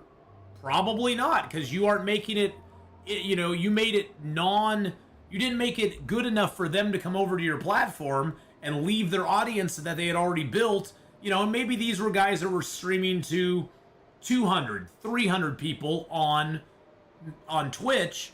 Those guys were looking at it going, well, I got a good thing going here. And honestly, Ninja leaving for Mixer is actually a good thing for me, because now I'm higher in the queue as far as like ranking of streamers, because Ninja was always on top, Shroud was always on top. Now without those guys being there, I'm closer to the top, so I have a better chance of getting more views, because people click on those first 5 to 10 streamers they see in a category most of the time. I know there's some that don't. I'm saying generally most people click on those 5 or 10 that they see at the top of the queue. And so those guys were probably going, well, why do I want to go to Mixer? Then I'm competing with the big boys again. I'm now a smaller fish, but I'm in a smaller pond, or I'm a medium-sized fish, but now instead of being a medium-sized fish in a big pond, I'm a medium-sized fish in a medium pond, so I can do better on Twitch than I can do if I go over to Mixer. Where if Mixer had been smart and grabbed a bunch of those guys as well, I think they could have done way better than they did. And, ultimately Mixer failed. I think there was a variety of reasons. I think that wasn't the exclusive reason, but I think it's one of them. I think the short-sightedness of Mixer was one of the reasons they failed. It's because they thought they were building an NBA team. They thought they were building an NBA team, and they were buying LeBron and Shaquille O'Neal, and they were getting all they were getting all the big names. They were getting all the big boys. They were like, well, if we get the Avengers assembled over here, everybody's gonna come over here and watch them. So those platforms actually stuck in one game loop. Is that in the interest of game makers? Not really, no. It's not in the interest of game makers, and honestly, the audience didn't go for it either. I mean, it was shown in the audience. They could literally see that when Ninja stopped streaming, 90% of the people just vanished. Where did they go? It's not like they went, oh, well, Ninja's not streaming anymore, I'm going to go about my day. A lot of those people went right back to Twitch to watch smaller, medium streamers that they always would watch after Ninja. Most of those people, they don't understand that most of the time streamers stream on a schedule, and the audience becomes accustomed to that schedule, and say Ninja stops streaming at, let's just say 3 in the afternoon Pacific time, or 3 Eastern, Ninja stops streaming. 90% of those people already know in their mind, oh, Ninja's going to stop here, I'm going to go over and watch Tim the Tat Man, or I'm going to go over and watch, Dr. Lupo. I'm going to go, people already had in mind who they were going to watch after Ninja was gone, after Ninja stopped streaming for the day.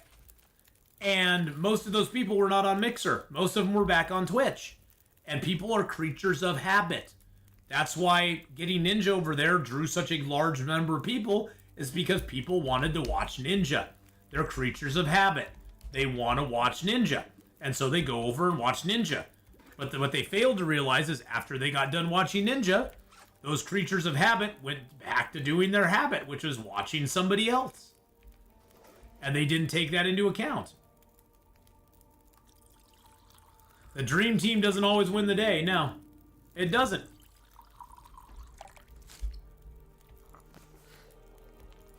I've watched Ninja since he was playing H1Z1.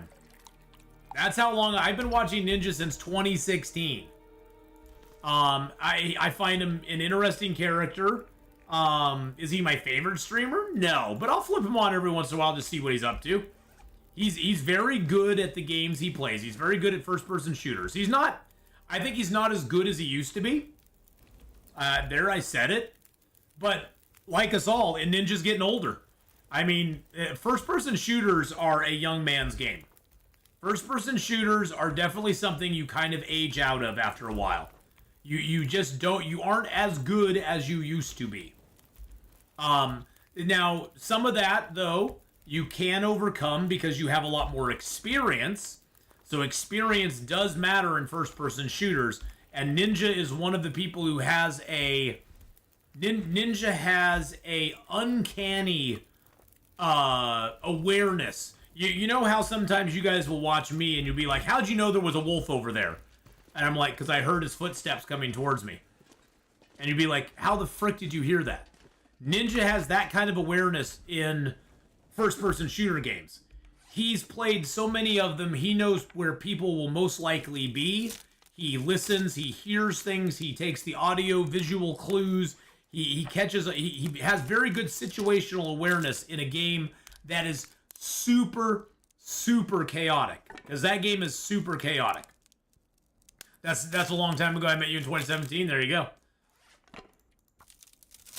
Yeah, I mean, I watch Ninja. I'm a creature of habit when it comes to streams, disappearing in the summertime and not watching anyone.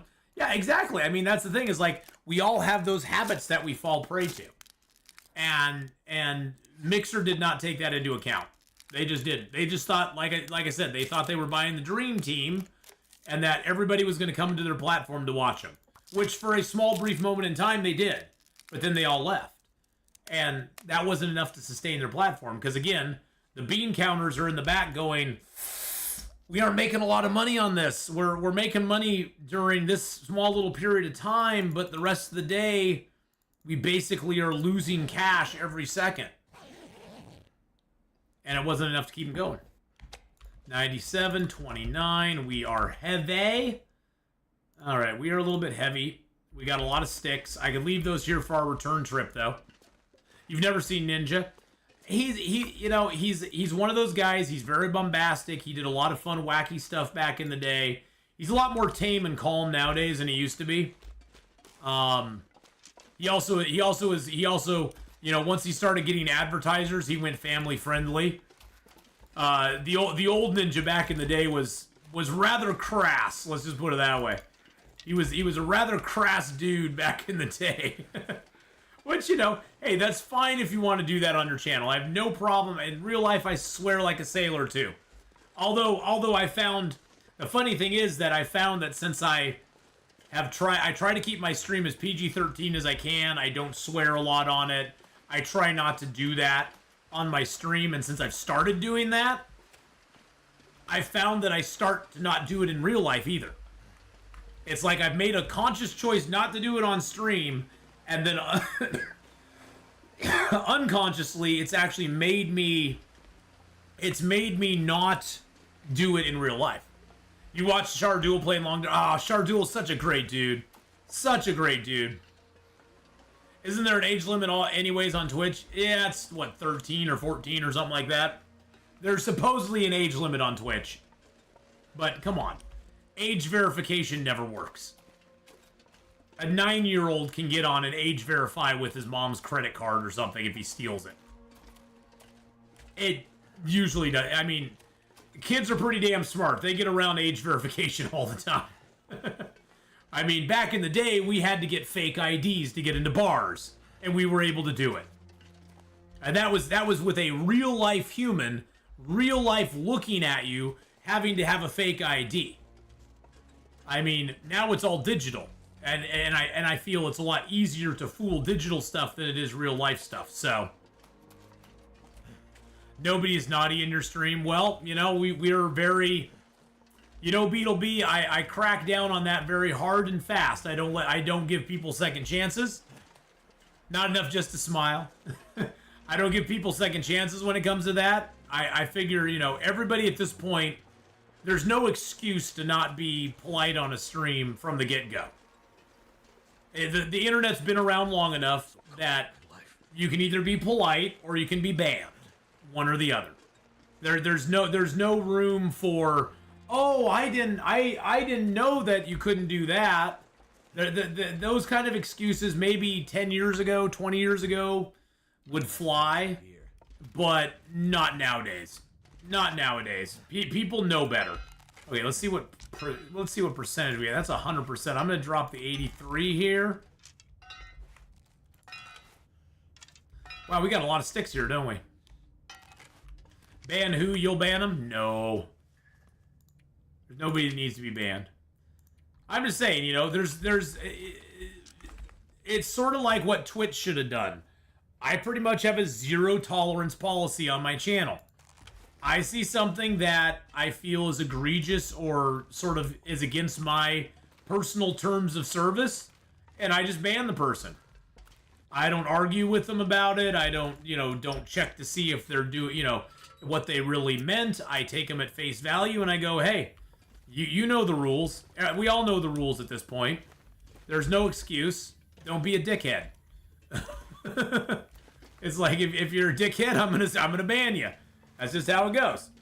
And luckily, you know, honestly, I haven't had to ban a lot of people. I think though that comes from we have the biggest troll in the world already part of our stream in BK, and so BK keeps everybody kind of at a, you know, he kind of sets the bar, and he keeps an eye out for the other trolls. You know, it takes one to know one.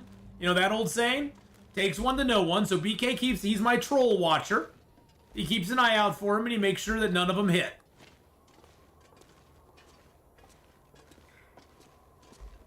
I don't know how to ban. Oh yeah, if you just click on somebody's name in Twitch chat, if you just click on their name, it'll give you the options down below to ban them, time them out, warn them. Oh, warn them. Interesting. That's an interesting one.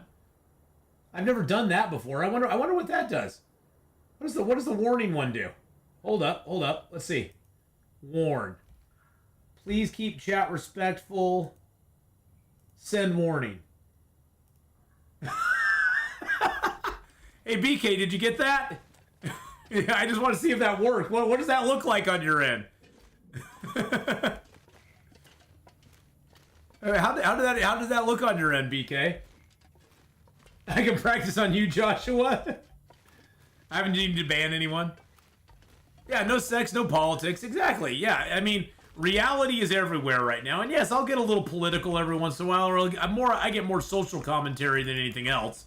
But you know, it's funny how social commentary these days is political.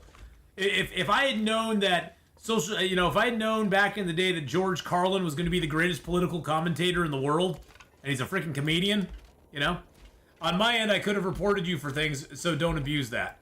You could have reported me for things. Reported for what? Because unable to fetch account. That's interesting.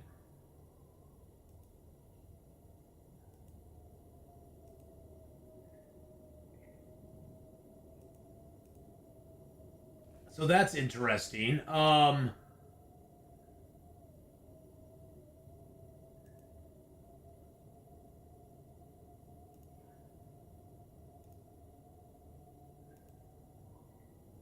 And hate, abuse, and other nasty things. Really? That is so weird. Now when I click on your name, it says unable to fetch account.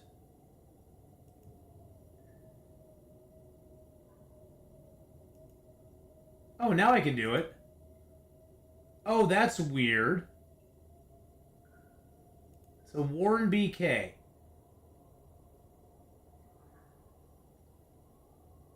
Select chat rules the user has violated or enter a custom reason to warn BK. Oh, that's interesting. See, I've never played around with that feature before. I've never played around with that feature before. I'd say they've added that for streamers who are not nice. Possibly. There are some streamers that are just like overly sensitive to everything. Like somebody will just disagree with them and they'll go, "You're gone." It's like, huh? I didn't even. It's like they're like, I didn't even say anything bad. I just said I don't think you're right, and they're like, "You're gone." Oh well, I just figured you were a safe test subject. You were a safe test subject there. Well, and that's one thing too, Beetlebee. The Long Dark community, I think, is different from a lot of communities because we don't have a lot of people that are real toxic in this community. I'm reporting you as I type. Nice, dude. Go for it, buddy. I love to be reported. I love to have them look. They come on. They go, ooh, look at him. He's touching his bobs. There's a streamer that does that for memeing. Warn me. I want to see. No, I'm not gonna warn anybody else. But yeah, I mean, I've seen some streamers that just ban people for just like the most non-egregious things. It's like, for me, you gotta be pretty bad. You know, you basically, if you come in and say something, I'll give people a warning here and there, you know. I'll be like, hey, tone it down. We aren't getting into politics today or whatever. And then if somebody persists, it's like, well, I'm putting you on timeout. And if somebody continues being a dick, then I'm like, yeah, you're gone. Bye. Yeah, it's like, I don't mind people disagreeing with me. I find disagreement to be I find disagreement, here's my take on it. Disagreement is the highest form of flattery. Because you know what? People that are in your audience, if they're disagreeing with you on something, it means they're actually engaging with you. They find you engaging, and maybe they want to change your mind. And you know what? I'm always up to having my mind changed. And honestly, if somebody disagrees with me, it's going to do one of two things. It's going to do one of two things. It's either going to strengthen the position I already have and reinforce what I already believe, or it could change my mind. Which, you know, once you stop letting your mind being changed by anything, you've kind of failed as a human being. You have to be open to letting you know, taking in and listening to other people's ideas. Because it can only do one of those two things. It can only either strengthen your position, because you'll think about it and you'll be like, you know what, I see where you're coming from, but I still, my position still holds strong even though you've brought your arguments against it. Or you can go, God, your arguments are really good. I kind of have to rethink what I thought before and like actually reconsider my position now and maybe modify it. Maybe you don't change it radically. I mean, most of the time, most people change their opinion on things in minor degrees over a long period of time. Most people do not flip 180 on what they believe overnight. That just doesn't happen.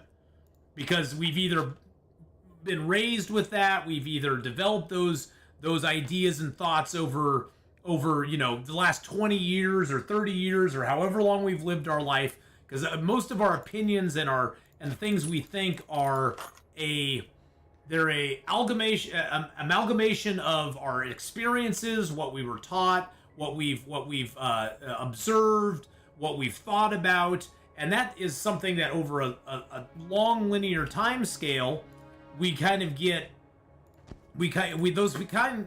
become ingrained in us, where that's just sort of our values, what we think, and for something like that to change, it's not going to happen overnight. It takes a while.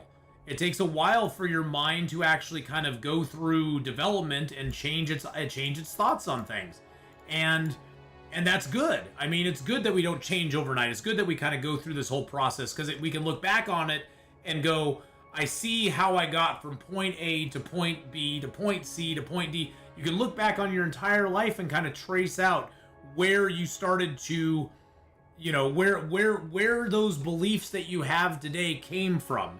And honestly, if you can't look back on your life and know where your beliefs came from that you have, you may need to reevaluate some of those beliefs.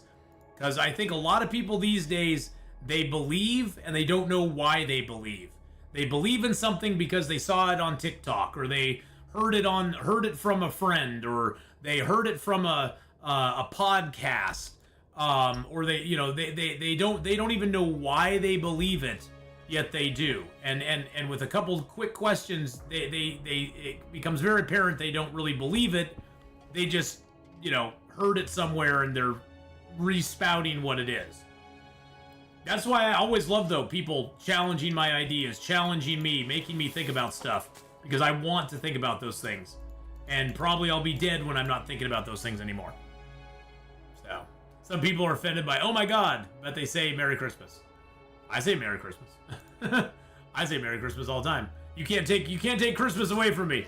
I hate the Happy Holidays thing. It's like, no, Merry Christmas. You want to celebrate your own thing? That's fine. I'm going to say Merry Christmas because that's what I celebrate. You know? That's what I celebrate. It is what it is. Life is not black and white only. There's a lot of different ways to look at things. Exactly. I mean, I do believe me for Florida, there are certain things that all of us can agree are wrong. You know, killing other people. I think generally most people can agree that taking another person's life is probably wrong. But even there's moments where you can, you know, I mean, if we had all believed during World War II that taking other people's lives was wrong and so we did not want to fight anybody, we would probably all be speaking German. So, you know, there are moments in time where you do have to do things that we could all agree on a, you know, so, and like you said, it's not all black and white. That's the thing, is we can all agree killing is wrong, but sometimes necessary, you know, to defend freedoms, to defend, you know, other things. I mean, it is. It's very nuanced. There's nuance to everything. Veering close to political talk. Oh, we are veering close to political talk. What's political about Christmas? I love Christmas. Christmas is one of my favorite times of the year, except for the month and a half leading up to it. I love Christmas Day. I love Christmas Day and about the 3 days before Christmas. But leading up to it, I'm like, oh my God. If I hear another Christmas carol, I'm going to freaking scream. Bah humbug. You bah humbug all you want. Yes, I like how Christmas Day is very quiet, Miss Pac-Man. It is very quiet. You get out on Christmas Day, and there's not a mouse to be heard out there. God damn it, that storm's just keeping on going. Let's go check it. Let's go check it. Oh yeah.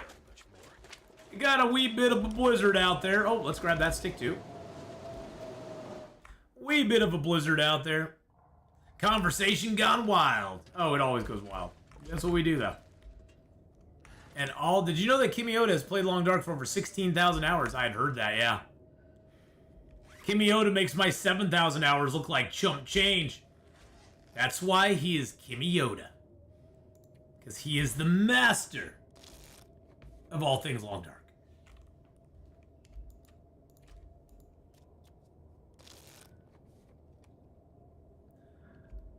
Throws poo at the carolers.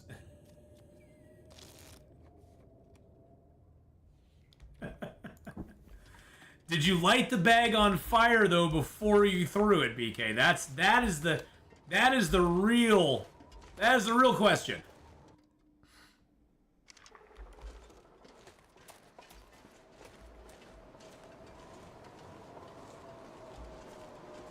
No, it's actually Winnie the Pooh. Oh, so you throw Winnie the Pooh. You throw Winnie the Pooh at him. Well, that'd be fun. That'd be fun to see. I'd like to see, do you throw Piglet and Eeyore too? My family calls me Scrooge. I'm the same way. I love Christmas, but let the previous holidays have their time too. Granted, the wife has us putting up decorations already, the things we do for our loved ones, and yes, tree is up and decorate. See, I put my tree up usually about a week before Christmas at most, and then I tear it down right after Christmas.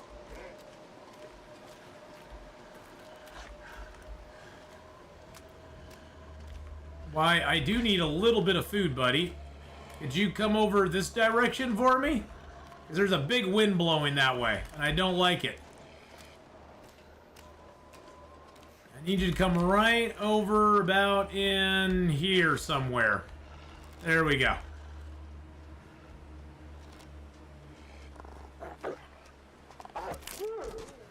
Almost released too late. Invalid? Why is you invalid? Oh, because the wind's blowing that way now. The wind shifted, damn you!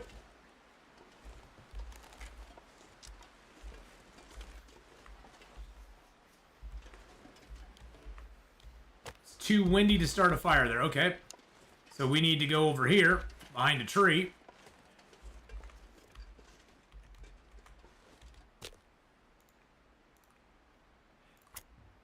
Woo, there we go.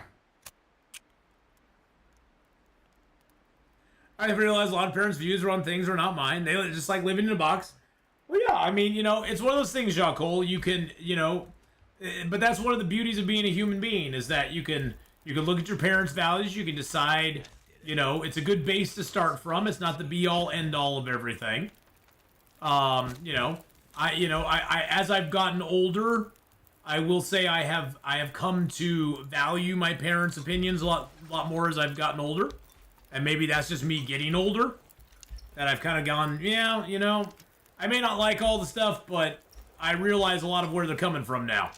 So that definitely has tampered my, because I was the same way. I was not big into my parents' opinions when I was growing up. You know, I kind of was like, yeah, you guys are kind of archaic and backwards, and you know, that sort of stuff. But as I've gotten older, I've been like, yeah, I sort of see where they're coming from now. I sort of see some more of their points. You know, I don't agree with everything, and I don't think you should blindly agree with anything from anybody. Like you shouldn't blindly just adhere to everything from anybody. I think that's a recipe for disaster right there. Because if you just blindly go along, there's words for that. It starts with a C and ends with a T, and I think there's an L and a U in there somewhere. But you know, it's always about taking a little from column A, a little from column B, you know, and doing that. Have fun on your cruise. A lot of content when you get back. Oh, the cruise is gonna be. I'm looking so forward to the cruise. The cruise is gonna be so fun. Cruise is gonna be so fun. But yeah, I mean that's being a smart person though. Is just taking a few things from here and there, and you know, seeing what you like, seeing what you don't like. See, and I don't see why all the hate for Joe Rogan. I honestly don't. Do I agree with everything that Joe Rogan talks about? No. I think he's an interesting interviewer, though. He asks questions that most people are either too afraid to ask or just don't even think of. You know, I don't see why he gets all the hate. You know, it's like, whatever. You don't have to agree with everything. I've watched, I really liked Howard Stern's interviewing for a long, long time as well. I thought Howard Stern was a very interesting interviewer. He always kind of got to things that you'd never, you know, he'd ask a question, you'd be like, God, I never thought of that. Cruise, the end of this month, me for Florida. We're going on a cruise. I'm going on a cruise with my mom. We are actually leaving on Thanksgiving Day. We're flying out Thanksgiving morning, and we're getting back on the 9th of December. So we'll be gone. I'll be gone for pretty much a whole, like, 10 days or something. But yeah, I mean, I've disagreed with a lot of stuff with Joe Rogan over the years, but I find his show to be kind of entertaining, and his interviewing skills are really good. I think he interviews a lot better than a lot of people do. But damn, Joe Rogan, he's like a ginormous dope smoking hippie from the from the old days. Reminds me of some of the guys I hung around with. Oh, I don't think Joe's looking to be funny, though. I think that's a misnomer. What, am I a clown to you? Am I supposed to make you laugh? Is that what I'm here for? I can barely walk with this. Oh god, we can barely walk now. That's okay. We killed him. Oh, as a comic? Yeah, I don't find his comedy to be that funny either. I don't think as a comic he's that funny. I've watched some of his stand-up and I'm like, nah, I'm good. Nice, Jill. Hope you have a wonderful time. I'm going to go... I have to plan my streamer watching. Yes, I'm going to be gone for that whole time. I'm going to be gone, what is that? 3, 4, 5, 6, 7, 8, 9, 10, 11. I'll be gone almost 12 days. It's my one vacation I get a year, so I'm going to enjoy it. It's my like one big vacay I get each year, and I'm going to enjoy it. I'm taking my mom. We're heading out of Fort Lauderdale.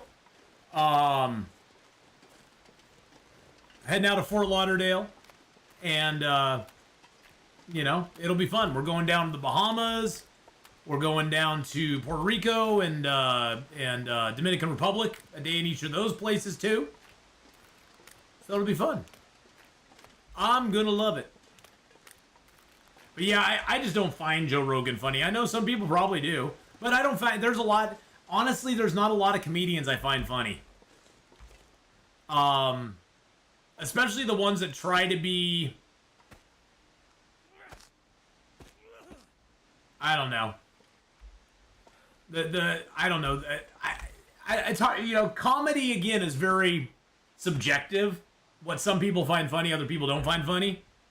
I tend to find, yeah, and I get to hang out with my mother. It'll be fun. It'll be fun. My mom's 81. I want to say 81. Something like that. It'll be fun. It'll be a good time. I'll take lots of pictures. I'll post, when I get in port, I'll post a lot of stuff up on Instagram. But we won't be able to do a bunch when we're on the boat because it doesn't have good Wi-Fi. And I'm not going to pay their, I'm not going to pay, I did pay 1 year for their Wi-Fi and it sucks. It sucks so hard. Well, you know, Miss Pac-Man, I do love cruise boats. And here's the reason I love cruise boats. I've thought about it a lot over the years.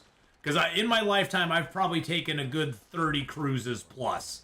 Easily. And I think the reason I like cruise boats so much is the no-worry travel is what I like. I don't like having to wake up in the morning. Where are we going to eat? What are we going to do today? What attractions are we going to visit? We got to travel to this place by car. Where are we going to stay again tonight? How much is that going to cost? And so for me, I like that with the cruise boat. I basically I pay my money. It was like $600 for each of us for a 9-day cruise. That includes all of our lodging, all of our food, all of our entertainment. The only thing it doesn't include is beer, which I don't drink anyway, so I don't care. Don't include beer. Oh yeah, cruises are very inexpensive. They want, I mean, yes, we have now spent another, I think, $500 a person on the excursions we're going to go on, because we have 5 ports of call, and so we have St. Kitts, Martinique, and St. Martin, I think, and then we have one in Puerto Rico, one in Dominican Republic, and you can, if you want to, just get off the boat and wander into town. You know, you can get off and wander into town if you want to. Here's the thing, though. They'll warn you when you get on the boat. If you do get off in port and you wander into town, and for whatever reason you missed a cab or whatever, you don't get back in time for the boat to leave, they'll leave without you. Bye-bye, they're gone. And you got to meet them in the next port if you want to get back on the boat. If you're on a planned excursion from the boat, like a boat-sponsored excursion, they will never leave port unless all those excursions are back. So you sort of, you know, you don't have to worry about it. And the excursions are fun. They usually, like the ones I'm taking, you can do everything from horseback riding to sports fishing to glass bottom boat rides and see the coral and animals to what we're mainly doing is like bus tours where we're taking a tour through Martinique and we're just going to learn about the city. We have a stop at an agave plant, or not an agave plant, like we have a stop at like a, you know, a coffee place where they make coffee, and you know, so we get to see part of the city and learn part about it, and then we get to shop a little bit and come back to the boat. It's fun. I would have to get the beer deal and probably miss the boat. I checked tickets to US, Thailand, and other destinations earlier. It's becoming cheap. I think competition's high and they're starting to fight about the customers or their businesses go down. Yeah. Well, and that's the thing. I met a couple on one of the cruises I took. And hi, by the way, Blackman PL, Gaming Charlie, Coral. I met a couple on one of the cruises I took, and they were an older couple. They lived in LA, and they, about 9 months out of the year, were on cruise boats. Because the trick is, if you go down to the port the day of the cruise, and you have your passport, you've got your, you know, your luggage, you've got everything you need to travel, your passport, driver's license, luggage, all that stuff. If you go down to the port the day of the cruise, you could get on a 7-day cruise for like $150 if they had any places available. Because at that point, they are looking to put butts in seats because they figure once you're on board, you'll probably spend a little bit of money, and that stateroom is just going to waste anyway. So they would just go down to the port every day that they knew cruises were coming into town and see if there's any room. And they said 90% of the time, there's at least 5 to 10 places available to get on the boat. And they would just cruise. They could cruise like 3 weeks out of the month for like maybe like $450 per person. So $900 for the couple to be on a cruise boat for 3 weeks, basically out of the month, and all their food, lodging, everything's included. It's like they were like, yeah, we can't go live in a retirement center for this cheap.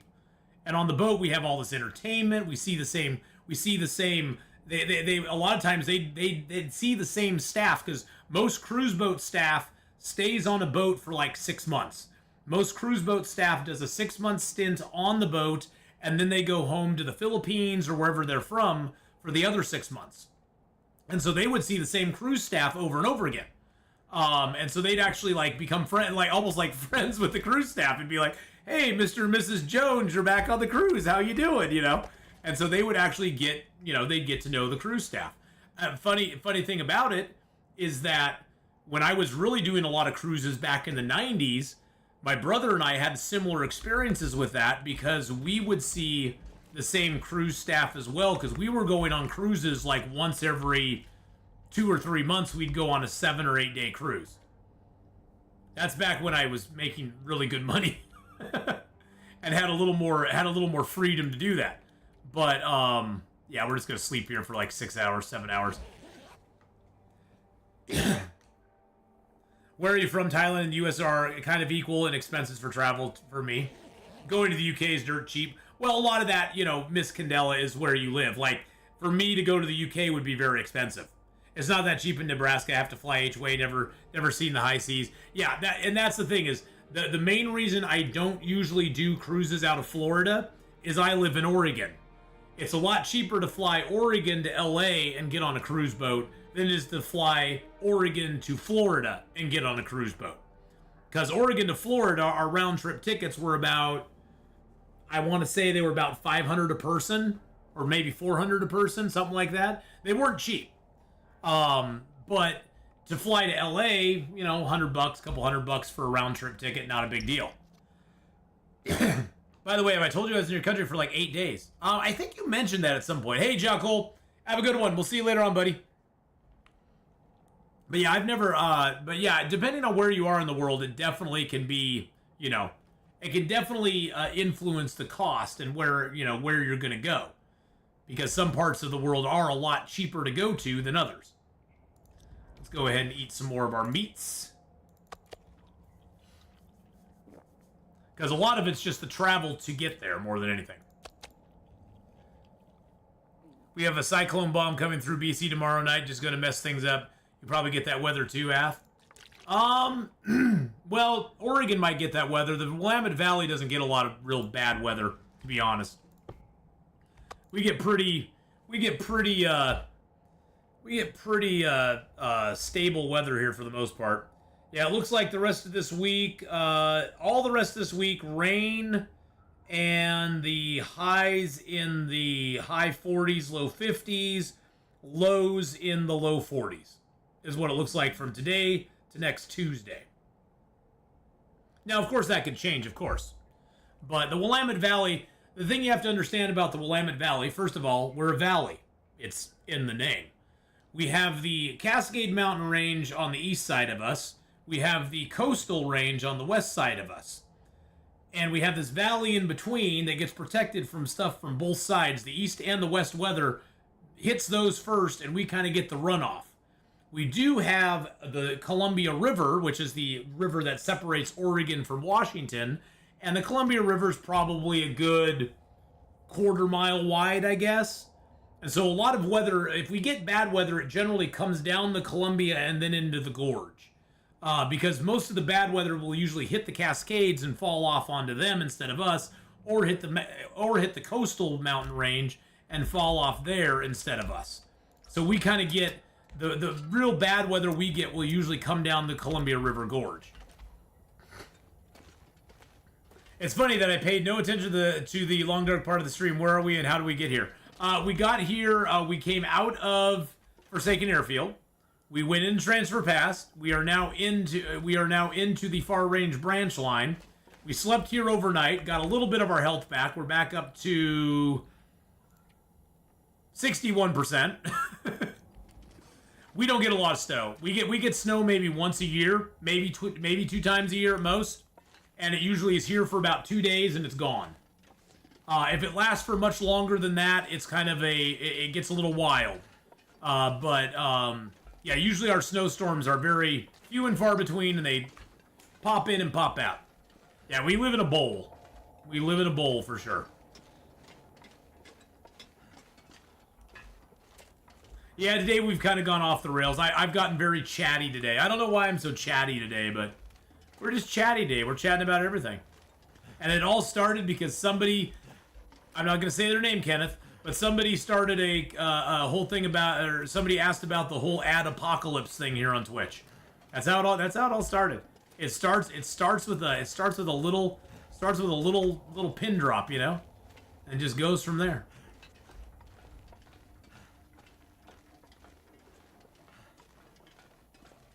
The snowball effect, exactly. Very much so. Took all my attention away. Hey, the game is here too. We're playing this game as well. We got this long dark thing going on in the background. Chatty Athee, yeah, I'm just Chatty Athee today.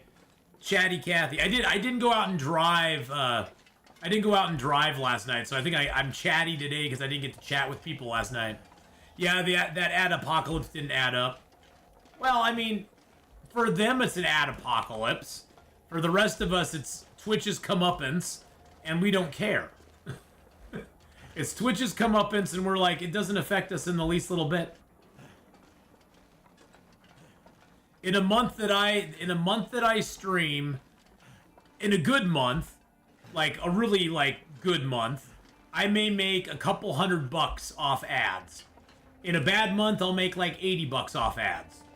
And I stream pretty much every day for 6 hours. So you do the math. I mean, it's not that big of a deal one way or the other to me. It's the big guys. Like I said, it's like that guy who was complaining that his ad revenue went from $10K a day to $2,000 a day. Those are the guys that are being hit the worst with it. So, I should have a weekend podcast. I don't even know what I talk about on a weekend podcast. What would I even talk about? What would we do on a weekend podcast? I'm not smart enough to come up with topics and stuff. Yeah, we're gonna lose a little bit of health here.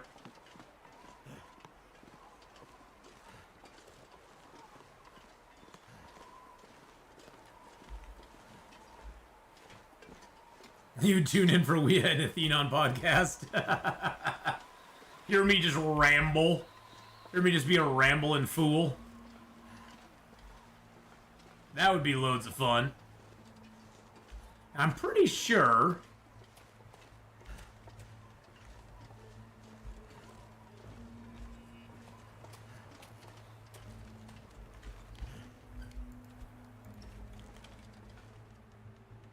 I don't think this is protected. No, it is protected from the wind. Just want to lay down for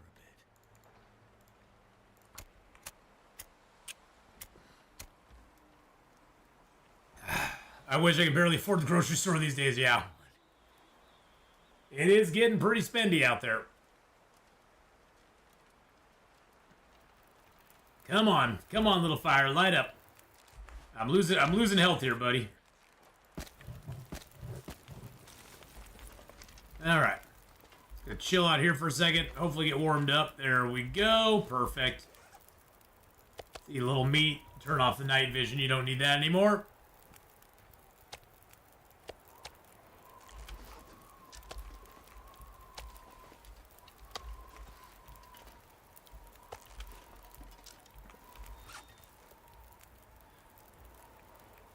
Yeah, for me, I've only really... I mean, I've traveled a lot in Oregon and... a little bit in California, some in Washington. Most of my travel's pretty local, though. There's a ton of stuff to see in Oregon. That's the thing, is I've still not seen everything in Oregon. I don't think this can cure in here. No, it cannot. Oh, there's a little wire in here. Look at that. I'm so poor. The other day I was walking with only one shoe on. Someone asked me if I'd lost a shoe. I said, no, I found one. It's hard to have a podcast if it isn't polo nowadays. What's polo? I don't know what that is. Oh, political. Yeah. Yeah, most podcasts go about the political. Now, there is a cool one. There is a Tom Welling and Michael, I forget his last name, the guy who played Lex Luthor on Smallville. They have a podcast where they are basically watching and talking about every episode of Smallville. Which, if you ever love Smallville, it's a great little podcast. They've had Kristen Crook on there. They've had other people from the show. They even had the guy Jonathan, what's his name? The guy who played his dad. The guy from Dukes of Hazzard. They had him on there. They've had all sorts of people on there that were on the show, which was kind of cool because they talked to them about the episodes they were in and stuff. And they kind of go episode by episode. But it's on YouTube. It's called Talkville, I think. I think it's Talkville. It's a Talkville podcast.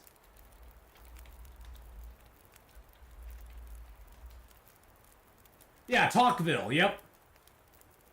Yeah, they've had tons of people on there. It's great. They even had John Glover on there. They had Erica Durance on there.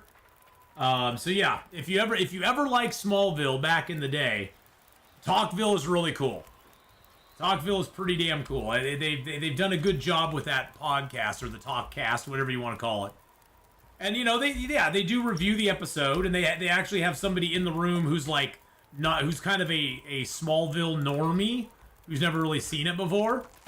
And then of course, they lived it, but it's funny how for Tom and Michael, a lot of times they don't remember that much from the episodes. Because really, I mean, come on. When it comes down to it, it's a job for them. They aren't fanatical fans who pick everything apart and look at it. And also, some of the episodes they were barely in, and so they didn't do much acting in it. They only really know their part from the episode. Most of those people don't sit down and watch the finished project. Most of them know what they may have done in the episode, but they don't know what everybody else is doing. They don't know what the finished product looked like. So that's kind of cool, seeing them just kind of talk about it and talk about their experiences and stuff. So if you ever want to watch something like that, I highly recommend it. It's very entertaining.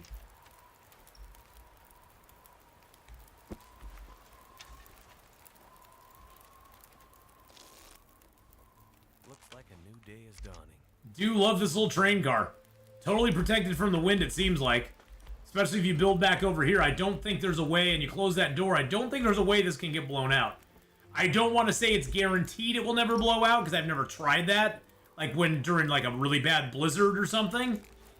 There were a couple spots that I've tried that before where I was like, this is guaranteed not to blow out, and then it blew out on me, and I had egg all over my face. You like the outdoor area of the maintenance yard? Yes, that is a very, very nice area.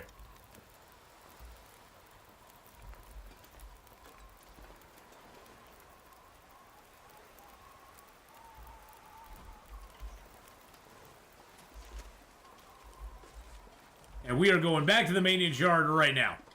But yes, go check out Talkville. It's very cool. But yeah, the idea of podcasts is kind of cool, but you do have to have a specific thing that you're going to talk about, And you probably don't want to do it for too long. You want to maybe make it a 30-minute podcast, something like that. The only reason I tuned into Smallville is Kristen Crook. Yeah, she was something else. I had a huge crush on her too. She was quite the looker. And I know the ladies tuned in for Tom Welling because he was quite the looker too. especially because they constantly were having Tom take his shirt off and stuff, which I thought was hilarious. And I'd always be like, who is this for? Oh, yeah, that's who it's for. That's who it's for, yeah. Oh, whoa. Hello.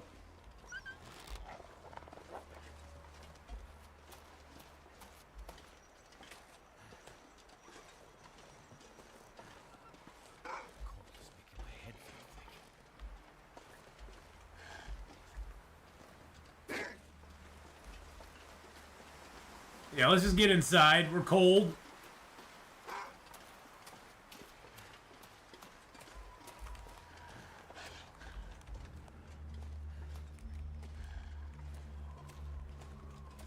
I don't know where these wolves are, but yeah.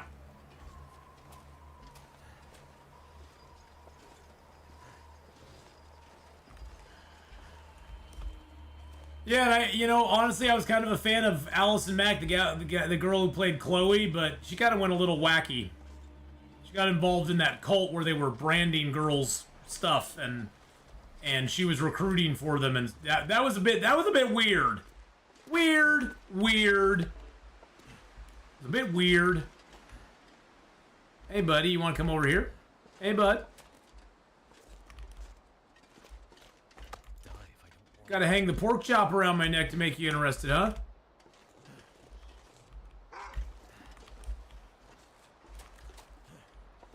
There you go. Hey, buddy. How's it going? There you go. Nexum. Yeah, see, I didn't even know what it was called. You know your cults. Well, Miss Pac-Man, is there anything you'd like to share with the class? You say you know your cults. Yes, would you like to share something with us all? There we go. Get nice and warmed up.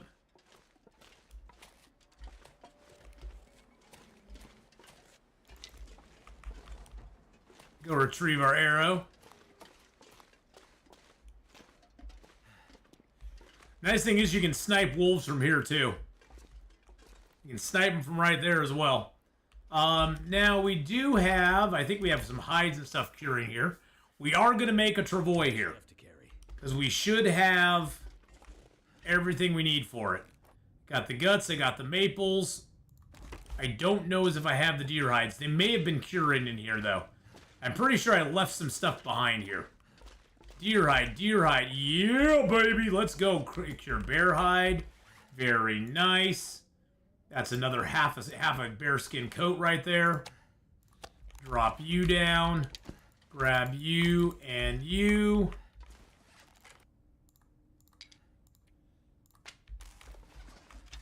Okay, and then we got, this is our flask with our rushy tea in it.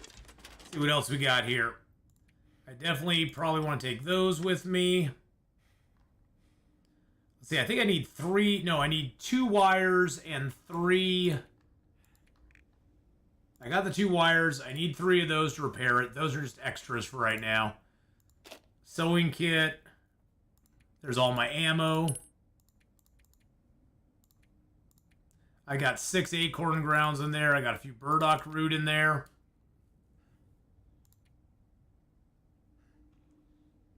I've got a whole bunch of ptarmigan down. That's great.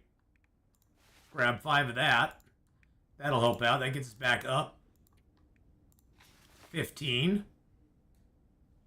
Okay. Everyone online is worried about Timberwolves. I think it's actually going to be okay. I'm not worried about it. I'm not a fan of Timberwolves. Never have been.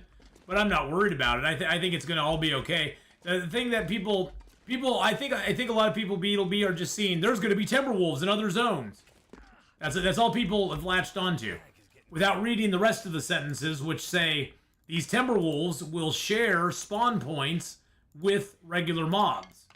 These Timberwolves will spawn very rarely in lieu of these other mobs. So yes, there will be Timberwolves. They will spawn, but they're going to spawn very rarely in place of the other wolves that are there. Sometimes there will be wolves there. Sometimes there will be Timberwolves there. They are on a 4 to 5 day cycle, so they will swap back and forth. And if you don't want to mess with them, you can leave. Me. So I'm not that worried about it, to be honest. I'm just not that worried about it. I think it's all gonna be okay. Hey, Zombie Military, thank you for the follow there. We're gonna be doing some zombie fun here pretty soon, as a matter of fact. Speaking of zombies, we're gonna be jumping into a little 7 Days to Die afterlife here pretty soon, so I'm pretty excited about that. That's gonna be pretty fun. I can't actually make my deerskin boost now, can I? It's been a while. It's been a long time coming, but we're gonna do it. We're gonna do it. How much time do we have left in the day? We are hungry, so let's go grab some food. We have our travois now. Yeah, I think it's gonna be fine. I think people are just overreacting. You know, everybody likes to run around like their freaking hair's on fire. It's like, okay, well, I'm not pleased about it. Don't get me wrong. I'm not happy that Timberwolves are going to be in the game. Timberwolves are my nemesis. I don't like them. My biggest complaint is they don't have their own unique pelt. I think if you're going to put a creature like that in the game, you should give it, you know, its own unique pelt, its own unique thing that you get from it. You just get a wolf hide, which I don't use anyway, and some guts and a little bit of meat. And that's it. So it's like, okay, well, that sucks, you know? I get that from every wolf I come across. What makes this wolf special, other than he's an annoying pain in the butt? So, I would love it if sometime in the future they added a unique pelt to the Timberwolf. That would be so freaking cool. If they went, hey, by the way, when you kill and maybe not even tell us about it. Maybe just secretly add the recipe in. Have it as a, ooh, see, that's what I do. If I was Hinterland, here's what I would do. Here's what I would do if I was Hinterland. I would add a Timberwolf pelt. Okay? I'd say Timberwolf pelt. It's now a thing. And until, just like the boom cans, until you loot a Timberwolf pelt, you don't get, it unlocks a special recipe when you loot it. So by looting it, you get a special recipe. That would be pretty stinking cool.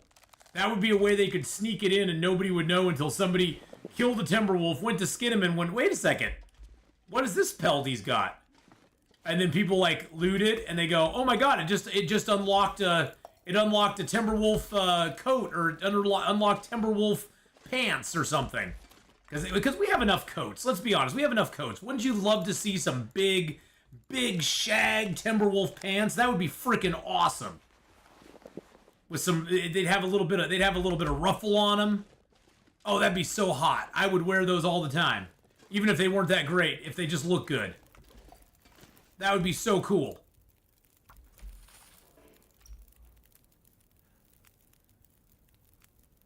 They'd have like that shag carpet look to them, you know? Yeah, the missing pelt, that's what I want.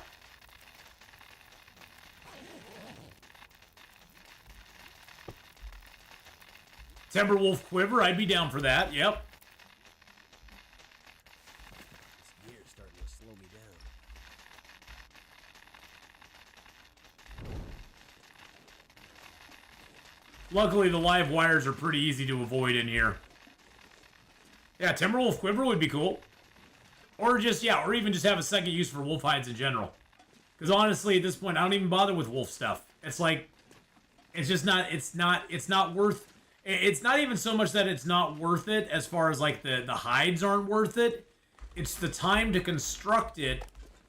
I find that to construct it just takes so long. Because a wolf hide, what does a wolf hide coat take? A wolf hide coat takes like, I think a wolf hide coat takes like 20-some plus hours to make. Wolfskin coat, well, it's not 50 hours. So about 32 hours to make a wolfskin coat.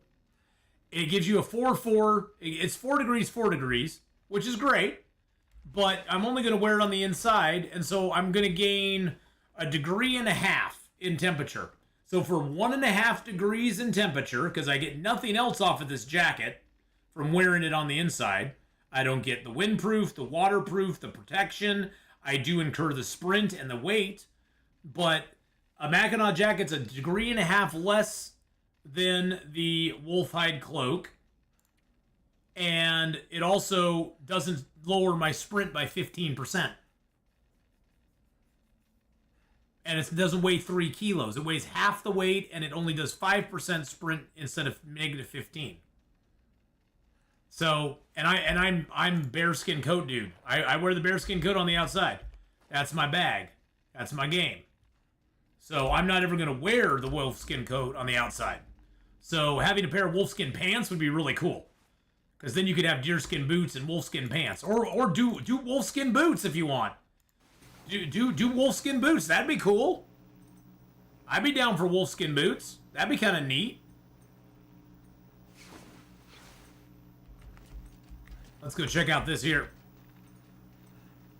Mr. Dennis, thanks for getting back to me. It's good to know you passed on the word to management about getting more security out the shed. Even if we can't always keep an eye on everything, when we're out working, it's good to know our gear should be safe overnight.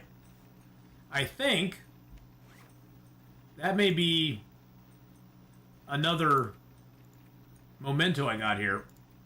Let's see, memento, no, buffer memories. Yeah, I've got 2 here in Broken Railroad. Yep, I got two buffer memories in Broken Railroad. Let's listen to a little music while we're here.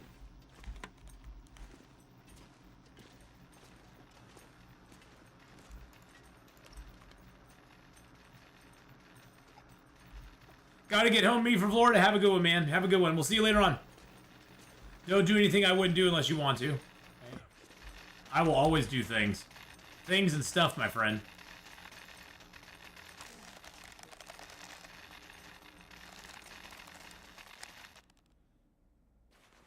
Wolf pelts are helpful to push mending skill. I just mend a ton of crap. That's the thing, is I don't even use the wolf pelts. I just mend up all my clothing like crazy. I mean, it's day 100 and we have now, what's our mending skill now? We have mending almost up to 4 on day 100. And so, you know, and that's mainly just from mending, you know, clothing stuff. Wolves have become less and less useful over the years, yes. Wolves used to be really, really good. And yeah, I think back in the early days, I would always make a wolf pelt coat, because wolves were very plentiful. It was easier to kill a wolf than it was to kill a bear. And bearskin coats took a lot of time and took two pelts, and back then the bearskin bedroll was very important to have late game. So I usually would make a bearskin coat and then a bearskin bedroll, and I'd make a moose coat, and you know, and so, or I'd make back then before the moose, I would make a wolf coat as well, because that was a better coat than I could get. So yeah, they've definitely, over the years, they've become less and less valuable to have. And I wish they'd do something more with them. I think they had a golden opportunity with the Timberwolves to do something with them, and they dropped the ball. They should have asked me. I would have been like, give it a unique pelt. Nobody will ever complain about it if it has a unique pelt. If Timberwolves had a unique pelt with a unique recipe that it would unlock, or maybe 2 recipes, I guarantee you nobody would ever complain about the Timberwolves. They'd be like, yeah, they're really tough, but you know, it's worth it because I get such a great reward for doing it. I get a really cool piece of equipment for doing it. Nobody would ever have complained about it. It's starting to weigh me down. Yep, they're feather farmers now. That's pretty much it. And you know, if you're really hungry, if you're really super hungry, you can go out and harvest them and get some meat from them, like we're gonna do right now. Okay, what do I have on me that's weighing me down so much? Wow, I have a lot of matches.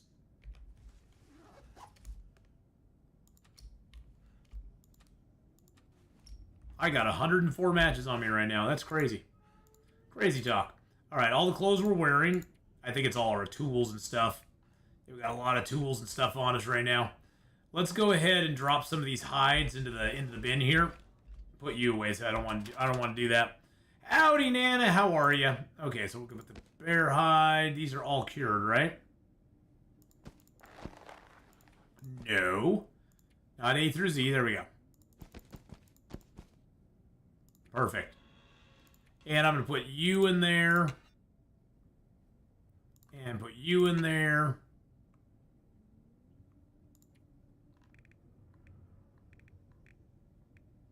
We do have the Travois now. Actually, you know what? Hold up. Wait a minute. Timberwolf hide beds for base customization. That'd be awesome. But how you doing today, Nana? I hope you're having a fantastic day. Things are going good for you. All this gear is slowing me down.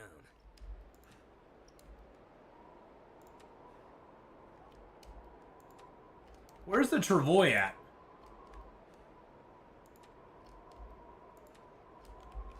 Hold up a second. Oh, I can't deploy it in here. I have to be outside to deploy it. Packing to go to your daughter's? Oh, nice.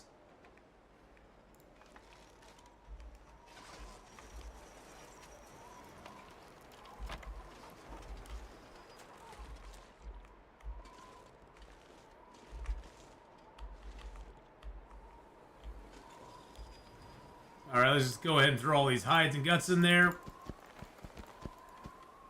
There we go. We'll also take the maple with us. Take those with us and that with us.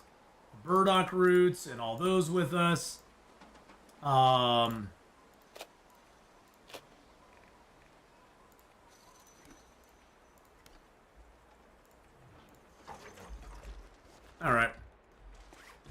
Yeah, we're going to lower ourselves down nicely with this travois now. It's going to be awesome.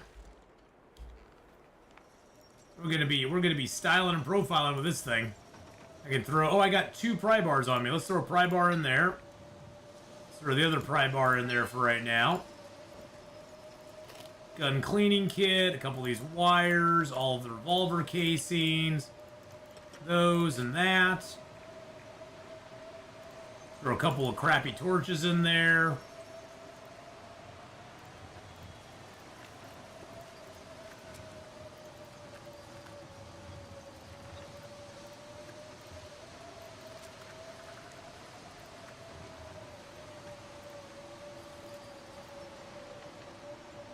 Throw a few liters of water in there. There we go. Alright, perfect. I have issues with new animal spawns, new cougar and timberwolf showing. We'll see. I'm looking so forward to the new animal spawns, to be honest. I'm so looking forward to it. Alright. Looks like this weather cleared up. So what we're going to do...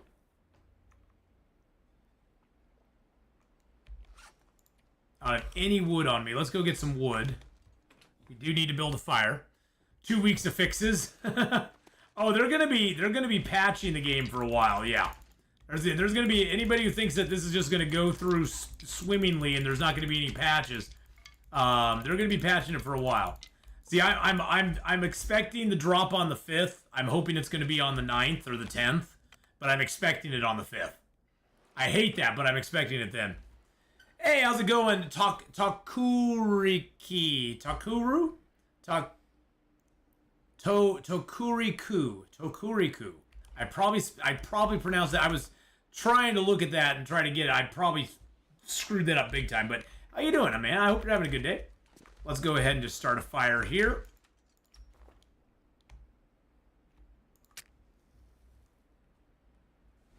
If you walk backwards with the travois, you can go down hills most of the time without getting stuck. Interesting. Yeah, I'm hoping that'll come out on the 9th or the 10th because I'm going to be gone on the 5th. That happened last time. That happened when Tales got released too. That was the last time I went on a cruise was when Tales got released, and they got released the week I was gone. I'm hoping for a 10th. I'm hoping for Tuesday the 10th as their launch day, but I have this feeling it's not going to be.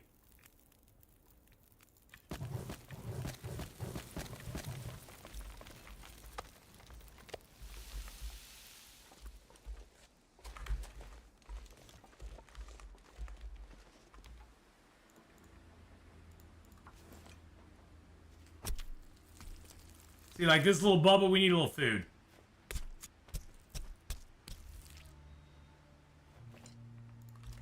Yeah, I have a feeling it's probably going to be on the 5th, Rob. I think it's going to as well. It's gonna get a lot colder. I don't see them releasing it on the 3rd, but I can easily see them releasing it on the 5th.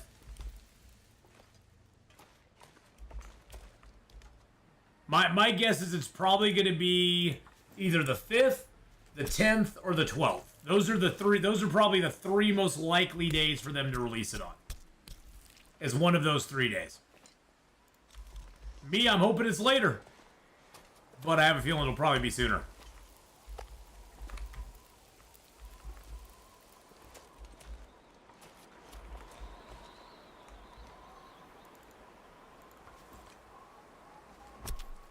But if they do that, happy birthday to you. Tokuri, I'm glad you're here, though. Welcome on in. If you got any questions or anything, Tokuri, just feel free to ask. And I will try to answer if I can. We'll see if I can actually answer your questions or not.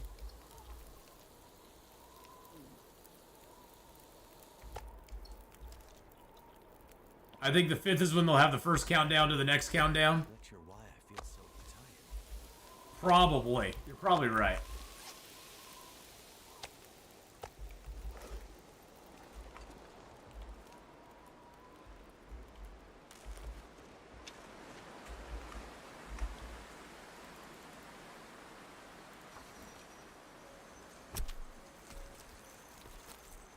What's that metal noise? Oh, that's like a chain out here or something rattling around.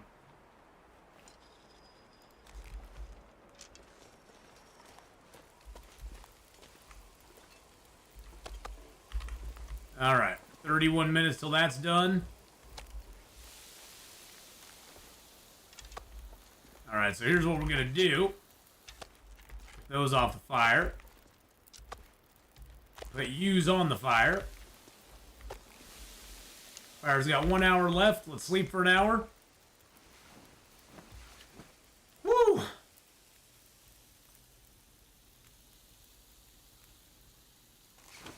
I don't like walking backwards, though. I always feel so weird walking backwards. Is it another Aurora? It's another stinking Aurora. Well, we're out here for the night, that's for sure. I ain't going inside. We'll get electrocuted. We'll get electrocuted. Luckily, it's pretty warm in here, and we have pretty decent clothing, so we should be okay. We'll just sleep an hour at a time. No use pushing it. No use pushing it there. By the way, I've had so much fun playing Farm Sim 25 these last couple days. I'm really enjoying the Farm Sim experience, the crew that brings around. It's just a nice, chill game to play. Lots of fun. I appreciate that all of you have kind of showed up for it and hung out with me and just had fun with it. And some of you I know have probably even got the game and are having fun with it. So what surgery, Nana, are you going in for? You have a surgery coming up in 6 weeks. Coming up in 6 week recovery there. So what, you're going to be recovering? Is your surgery happening soon? And then you're going to be recovering for 6 weeks? Or do you have a surgery in 6 weeks and then you're going to be recovering?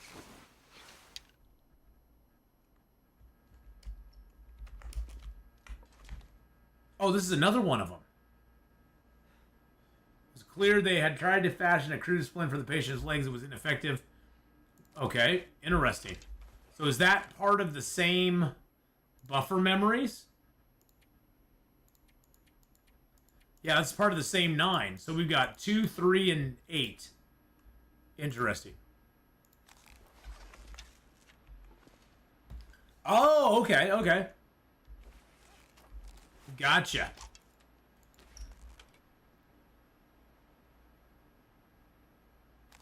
Yeah, we are really low on water, aren't we? Watching the log fumbles was a real treat. Yes, watching the log fumbles was a treat for sure. I'm sure everybody enjoyed that quite a bit. Okay. Looks like the roar's gone away.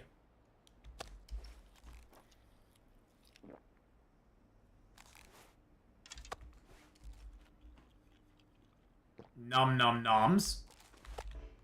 Alright, let's go ahead and get our lantern out. Restricted area, authorized employees only.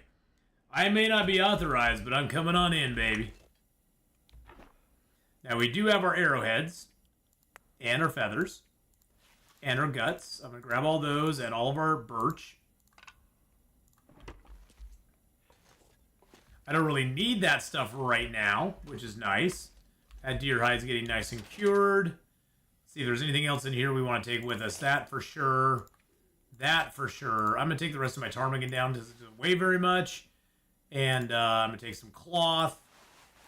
And I don't really need a lot of leather at this point because I think the only thing that gets repaired with leather is this. That's my only leather repair that I have anymore because we now have rabbit skin hat, rabbit skin gloves, deer skin pants and boots, a bear skin coat, and yeah, we just are missing a thin wool sweater from our kit and another bear skin coat, but that is pretty much it. That is down to brass tacks there. We are pretty much ready to go. Loved your FS25 stream. Watched the whole weekend. Was working yesterday. It was fun. I mean, it was fun. It's nice and chill. We have a good time. It's not, there's no stress involved with it or anything. So it's really super cool. It's fun to play. All right, let's go ahead and drink you down. And we're going to get prepared to go, boys and girls. We're grabbing our bear hide.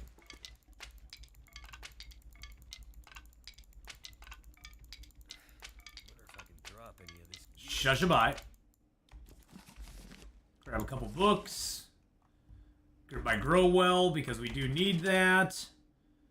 I'm just gonna grab these extra fuses and those as well, just cause I hate leaving stuff behind. Especially now that we have the Travoy, we don't need to leave stuff behind. I've seen you at this location a few times recently. Is this a place you like a lot for a base? You know, the maintenance yard is very nice as a central location to gather and store stuff when you're traveling between this zone and the far territory. It's a really good staging spot for a lot of stuff. I don't necessarily like to live here for long periods of time because I do think it kind of limits you a lot as far as like what you can do, but it's a very good staging spot. Very good staging spot. So for that, I really like it. But once you've kind of explored this whole zone, there's no need to be here any longer. I don't really make like permanent bases, but this is one of the bases that I keep, yes. Now, I don't know if I can get through this gate, actually. I don't know if I thought about that. I think I can, but we'll see. Oh, we can. Look at that. Look at us.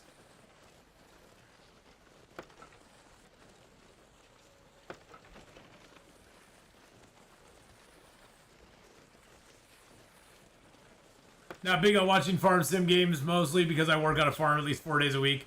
So it's just like work for me. Yeah, you know, that's the thing.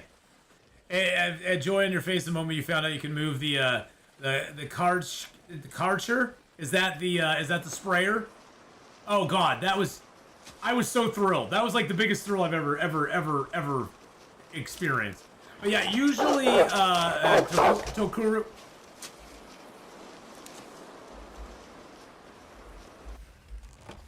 Usually, I pick several spots throughout the game where I quote-unquote base up. And those spots can vary quite from game to game. It's really.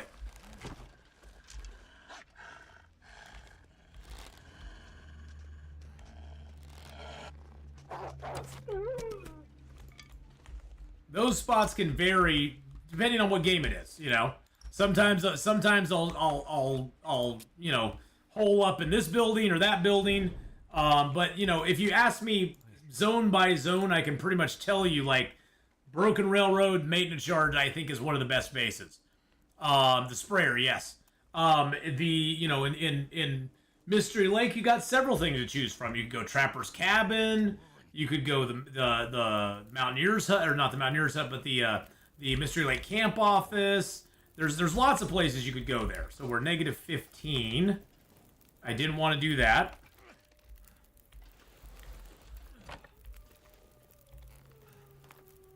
I wanted to grab some sticks.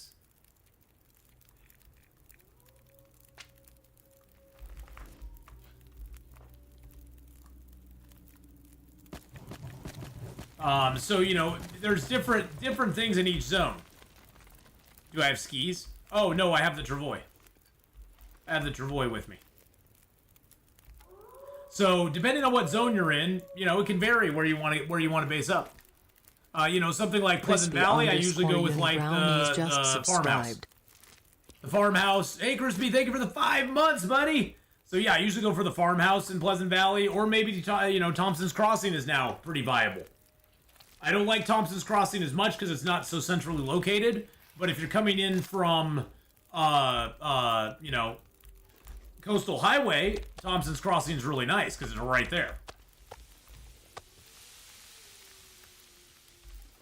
Yeah, the Travoy is a newer thing.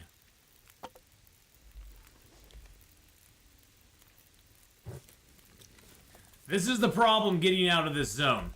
There's a lot of room between here and the exit. We're going to lose health getting out of this zone. We've already gone back down to 57%. We keep going up and then down and then up and then down and then up and down and up and down.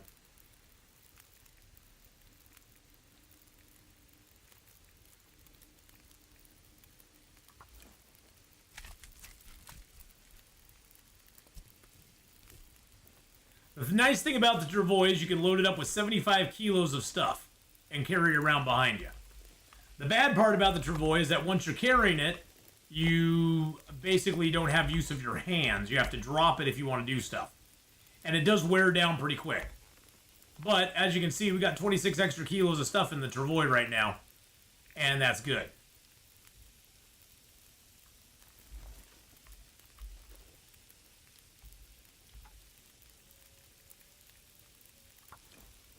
Do you think Raph will finally release his hip-hop song Yo Boy Travois with the new update? No. I don't think it will. His hit hip-hop song Yo Boy Travois? Yeah, I don't think that's in the cards for us.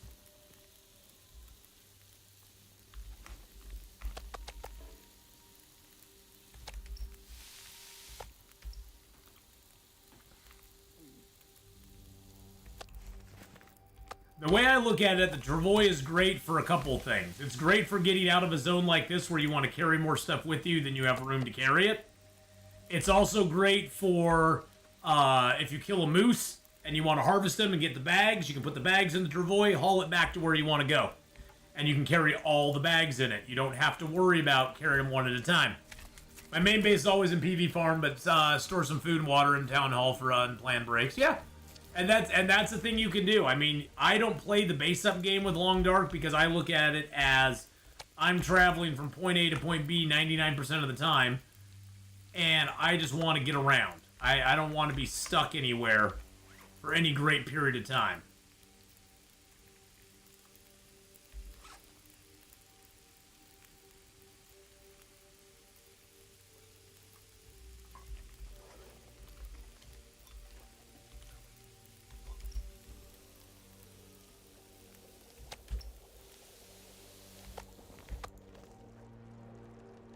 Great. And here comes the blizzard. Swear to God. I waited too long and the blizzard came around.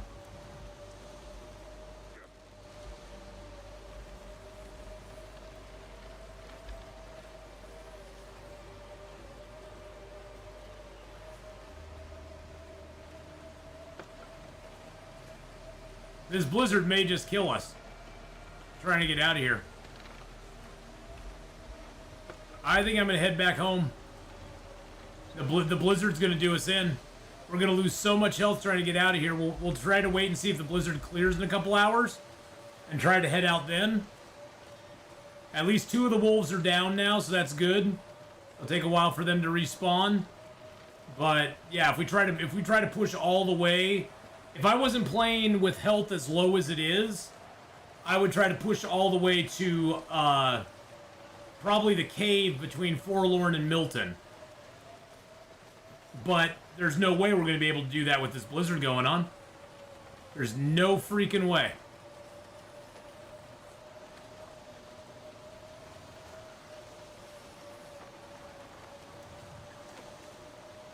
Yeah, just walking back to the maintenance yard, we're almost cold right now.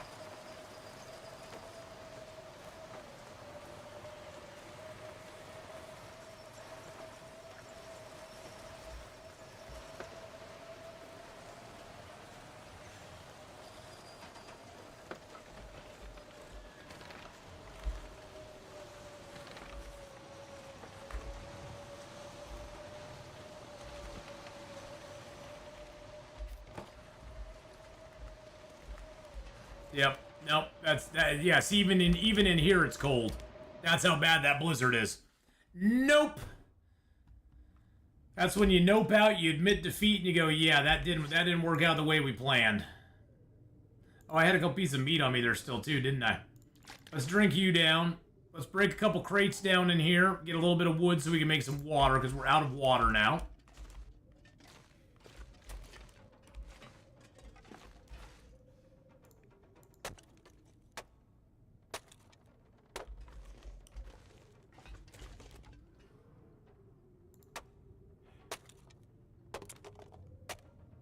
Hey, we got a can of pork and beans. Look at that. What's the key to let the travois down? H. So if you hit the H key, it'll drop the travois for you.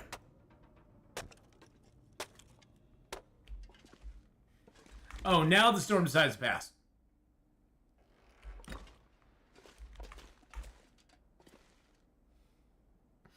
Now the storm goes, oh, you didn't want me?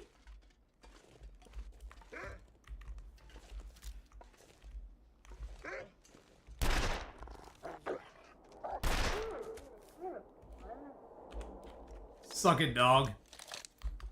I ain't playing today.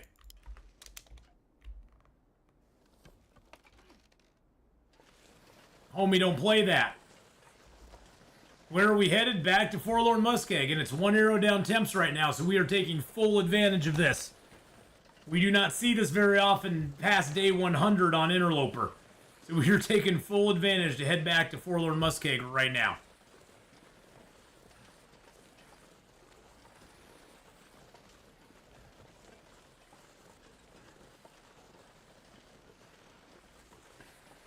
Cause it's gonna this is the bad part about Broken Railroad. Getting out of Broken Railroad is the tough one.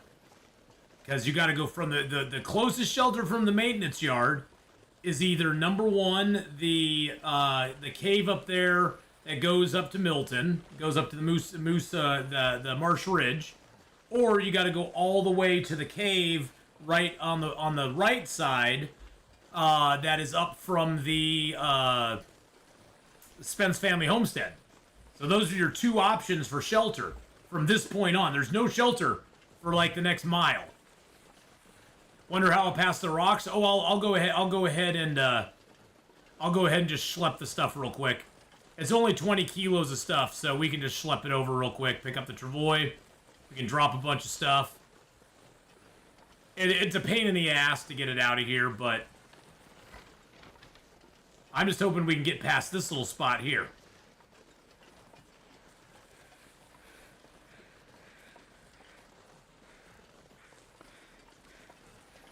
Oh, wait a second. Hold on.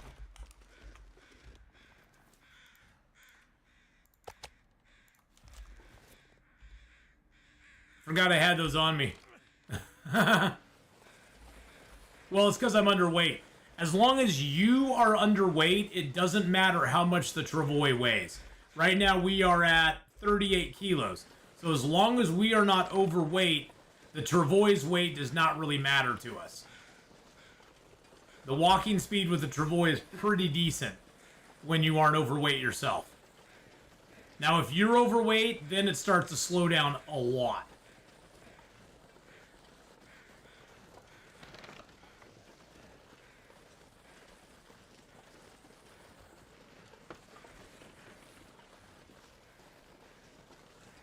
But yeah, walking speed with the travois is not that bad. It's pretty much just normal walking speed. It may be a tad slower, but it's not that bad.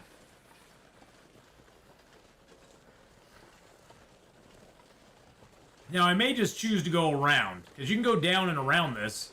I don't know if I can go over the log, though. We'll have to see. Oh, no, and then the wind starts coming up. Come on, man. You're doing so good. You're doing so good there for so long.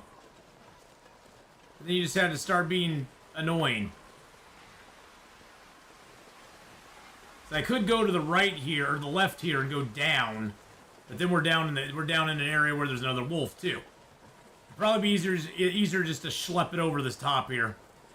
I don't know if we can get this up here, though. I'm curious now.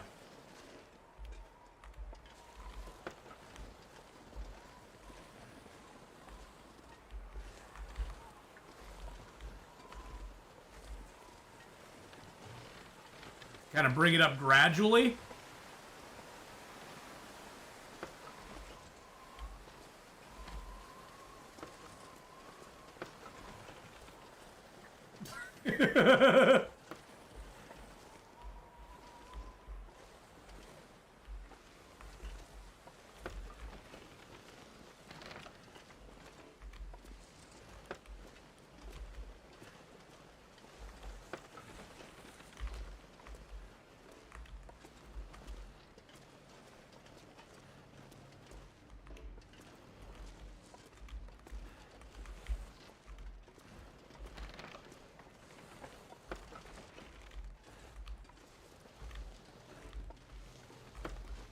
Alright, is this gonna work?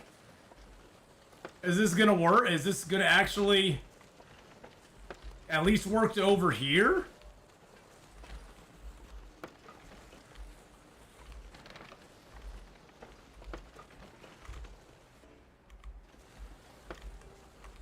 I mean, at least if we can get it here, that's pretty damn good. That's pretty damn good getting it to there. We can come back up here and grab that stuff. And then if we go ahead and just drop like all this wood here. Drop that. That.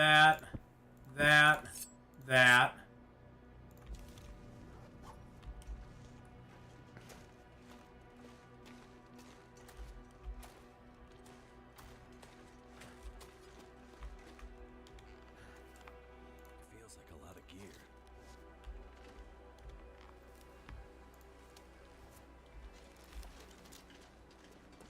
There we go. Just as easy as that.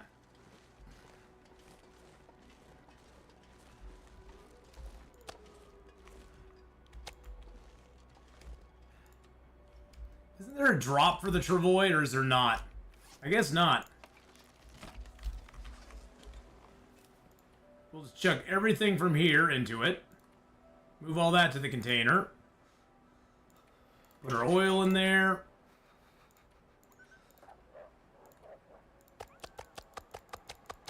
Put all that in there.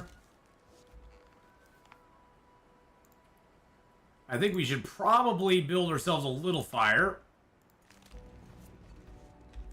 Getting kind of thirsty. Because we are thirsty. Backwards, not backside. There we go. We can get a little fire going over here. Maybe even a Maglin's fire. Oh, look at that. The world loves me right now. The world's loving me. So yeah, that was pretty easy. That wasn't too bad. I was thinking it was going to be a lot harder to get that over than it was. I thought we were going to have to make a couple trips to go. So yeah, we were able to make it over there pretty easily. That was good.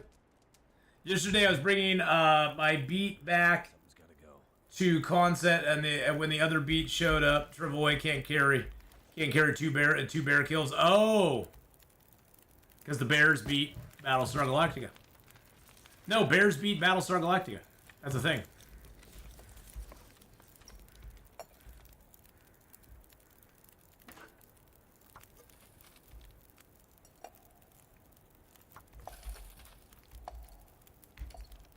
There we go. Bears beat Battlestar Galactica. Hey, come on, you know that, right? Come on, everybody knows that. Everybody knows. Oh, you know what? I have water in. I have water in here, don't I? Or I did have water in there. Yeah, I've got lots of water on me now. I put water in here. I put a couple liters of water in there.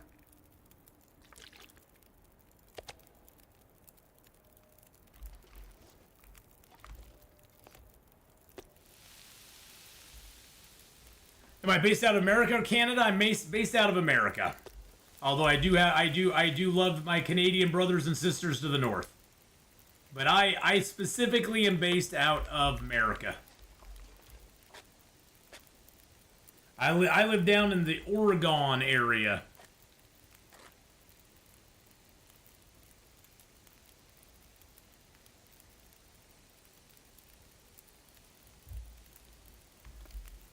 Sending some love south. Nice. Alright, so I'm going to eat one piece of meat. Then we're going to eat this hot can of beans. That'll get us warmed up too.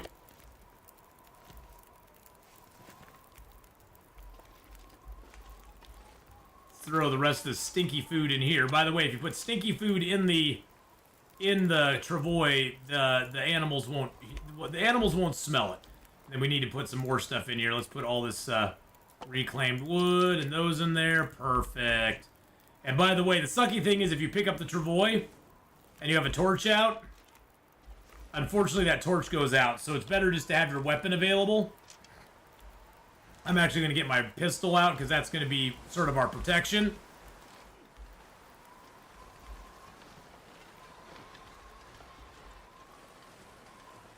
So yeah.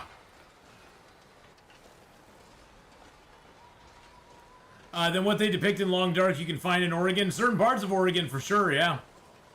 Certain parts of Oregon. There are parts of Oregon that can be very Long Darkish, for sure.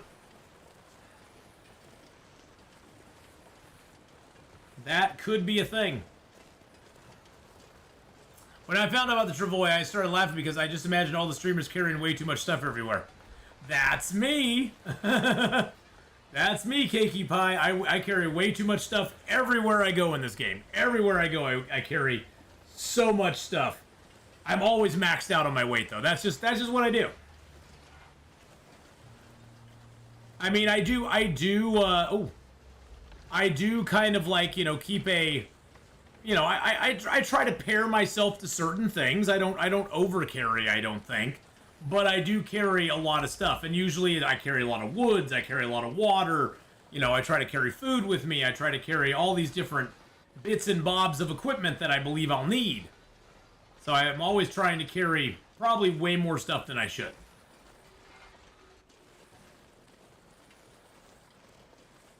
Safe back to a cave. Oh yeah, totally.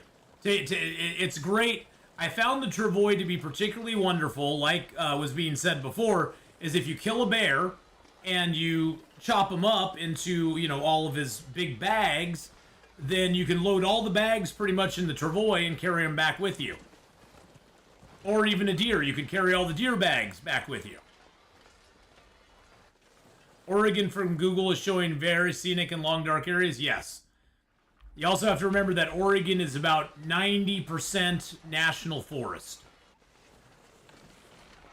Oregon has a very small footprint as far as humans living in it.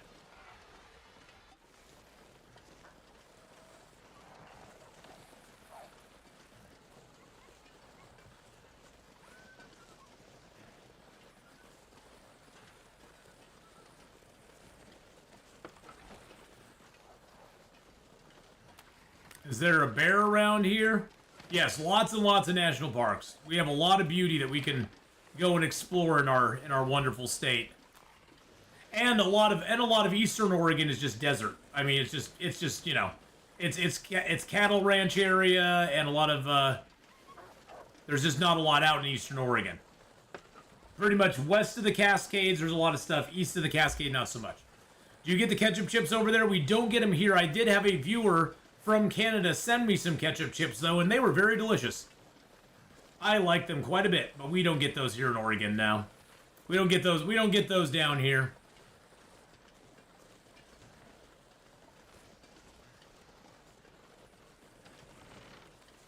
Well, I think we'll make it to the cave, hopefully. I was once told the best parts of Oregon are places without people. Pretty much, yeah. Those are my favorite parts of Oregon. The mountains, the caves, the trails. We do get voodoo donuts. We have that. Voodoo donuts, though, I don't really like that much. I go for there's a place locally called Heavenly Donuts. I like their stuff way better. I'm not a big artesian donut person, though. I'm like, give me a donut that's not, like, hard as a rock. That's kind of light and fluffy. Has a little bit of, like, clear glaze or maybe a little maple on top. And I'm happy as a stuffed clam. These artesian donut things are just kind of, I don't know, it's just kind of weird. I mean, I will say I do like maple with bacon. The bacon maple bar is kind of good. That's all you need. You don't need to spruce it up any more than that. Just put a little crumbled bacon on top of the maple bar and you're good to go. Well, and most of the time, the voodoo donuts I've found aren't that good, to be honest. I just have not been real thrilled with them. I've tried them. They're okay. I'm not saying they're bad. It's just I can get a much better donut for a cheaper price, or an equivalent donut for a cheaper price, a lot of other places. If you come up here, especially in Quebec, try the poutine. I've had poutine. There's a place down in Hood River, actually, down by the waterfront that has poutine, and it's really delicious. I love it. I loved it. I tried it, and I loved it. I'm down with it. Whenever I hit Hood River, I try to go there and get their poutine because it's really good. Yes, all you need is maple. Well, my mom, she grew up in Pennsylvania, so she would always take trips back east to visit family and stuff. And it was always great when she came back, because she'd go back with her mom and her sister and stuff. It was always great when she came back, because she'd bring us maple sugar candies. Literally pure maple sugar in a candy form. Talk about your overall sugar rush. Woo! Whoa! That's pretty crazy. Those plastic chocolate donuts you get. Oh, those are so gross. But yeah, the maple sugar candy is so good. Oh my god. Because it's basically just crystallized, boiled down maple syrup. And it's just crystallized maple. It's just pure. It is literally like pure 1000% sugar. It's like even more than 100% sugar now that you can actually get that. But it is so sugary that it makes you kind of go, whoa. You know, something can have that sour that just kind of makes you all get that kind of face. But yeah, it's that sugary. It can make you kind of go, whoa. Your eyes kind of start to burn a little bit.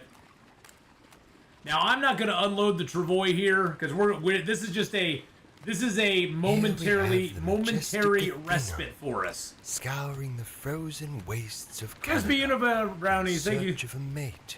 If you listen carefully, you can hear his intoxicating mating call. Teacup, teacup. That is my intoxicating mating call.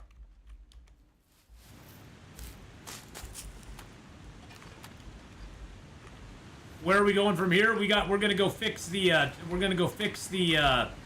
the radio tower here in this zone. So we're probably gonna leave most of the stuff here.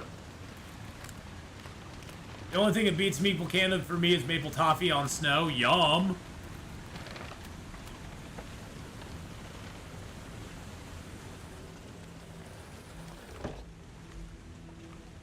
All right, let's grab all that.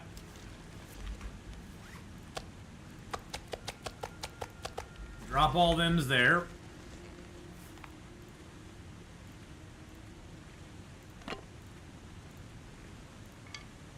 I do like the Travois for so many things. Leave that in there. Leave all those in there. Yeah, I think all that in there is good. Okay, perfect. Let's go inside. Yeah, the Travois just gives you that movable storage space, which is so freaking nice to have. So nice to have. Okay, let's just put that down. All right, we're gonna sleep for. We're just gonna sleep for the night. I think. Yeah, let's just sleep for the night. That doesn't sound like a good plan.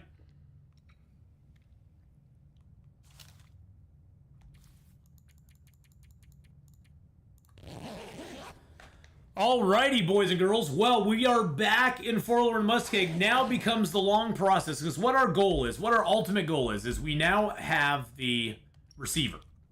What our goal is to make sure that when we have the receiver and we have it in our hand, because I believe this is the way we're going to contact the trader.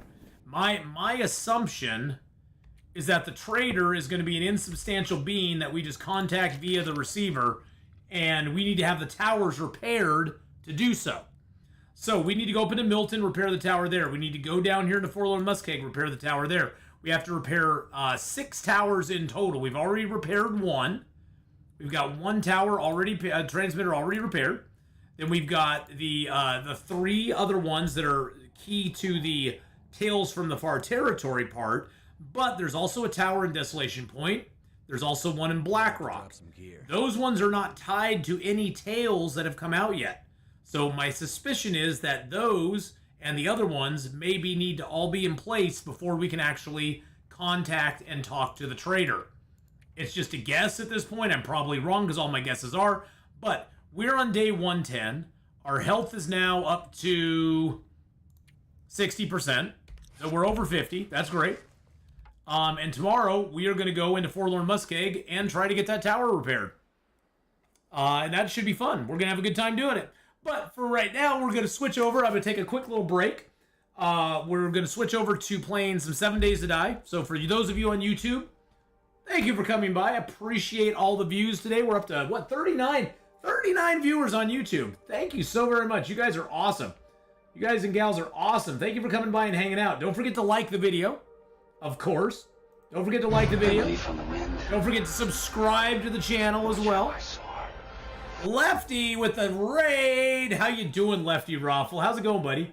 YouTubers, I will see you tomorrow for the stream. So, or I'll see you in a couple minutes. Because I'm just going to use the bathroom, grab a drink, and we'll be back for 7 Days to Die. So I'll see you in a couple minutes for 7 Days to Die as well. So, bye. No power in All right, the so we're verse going can to stop get that me. going, and then we are going to change our stuff.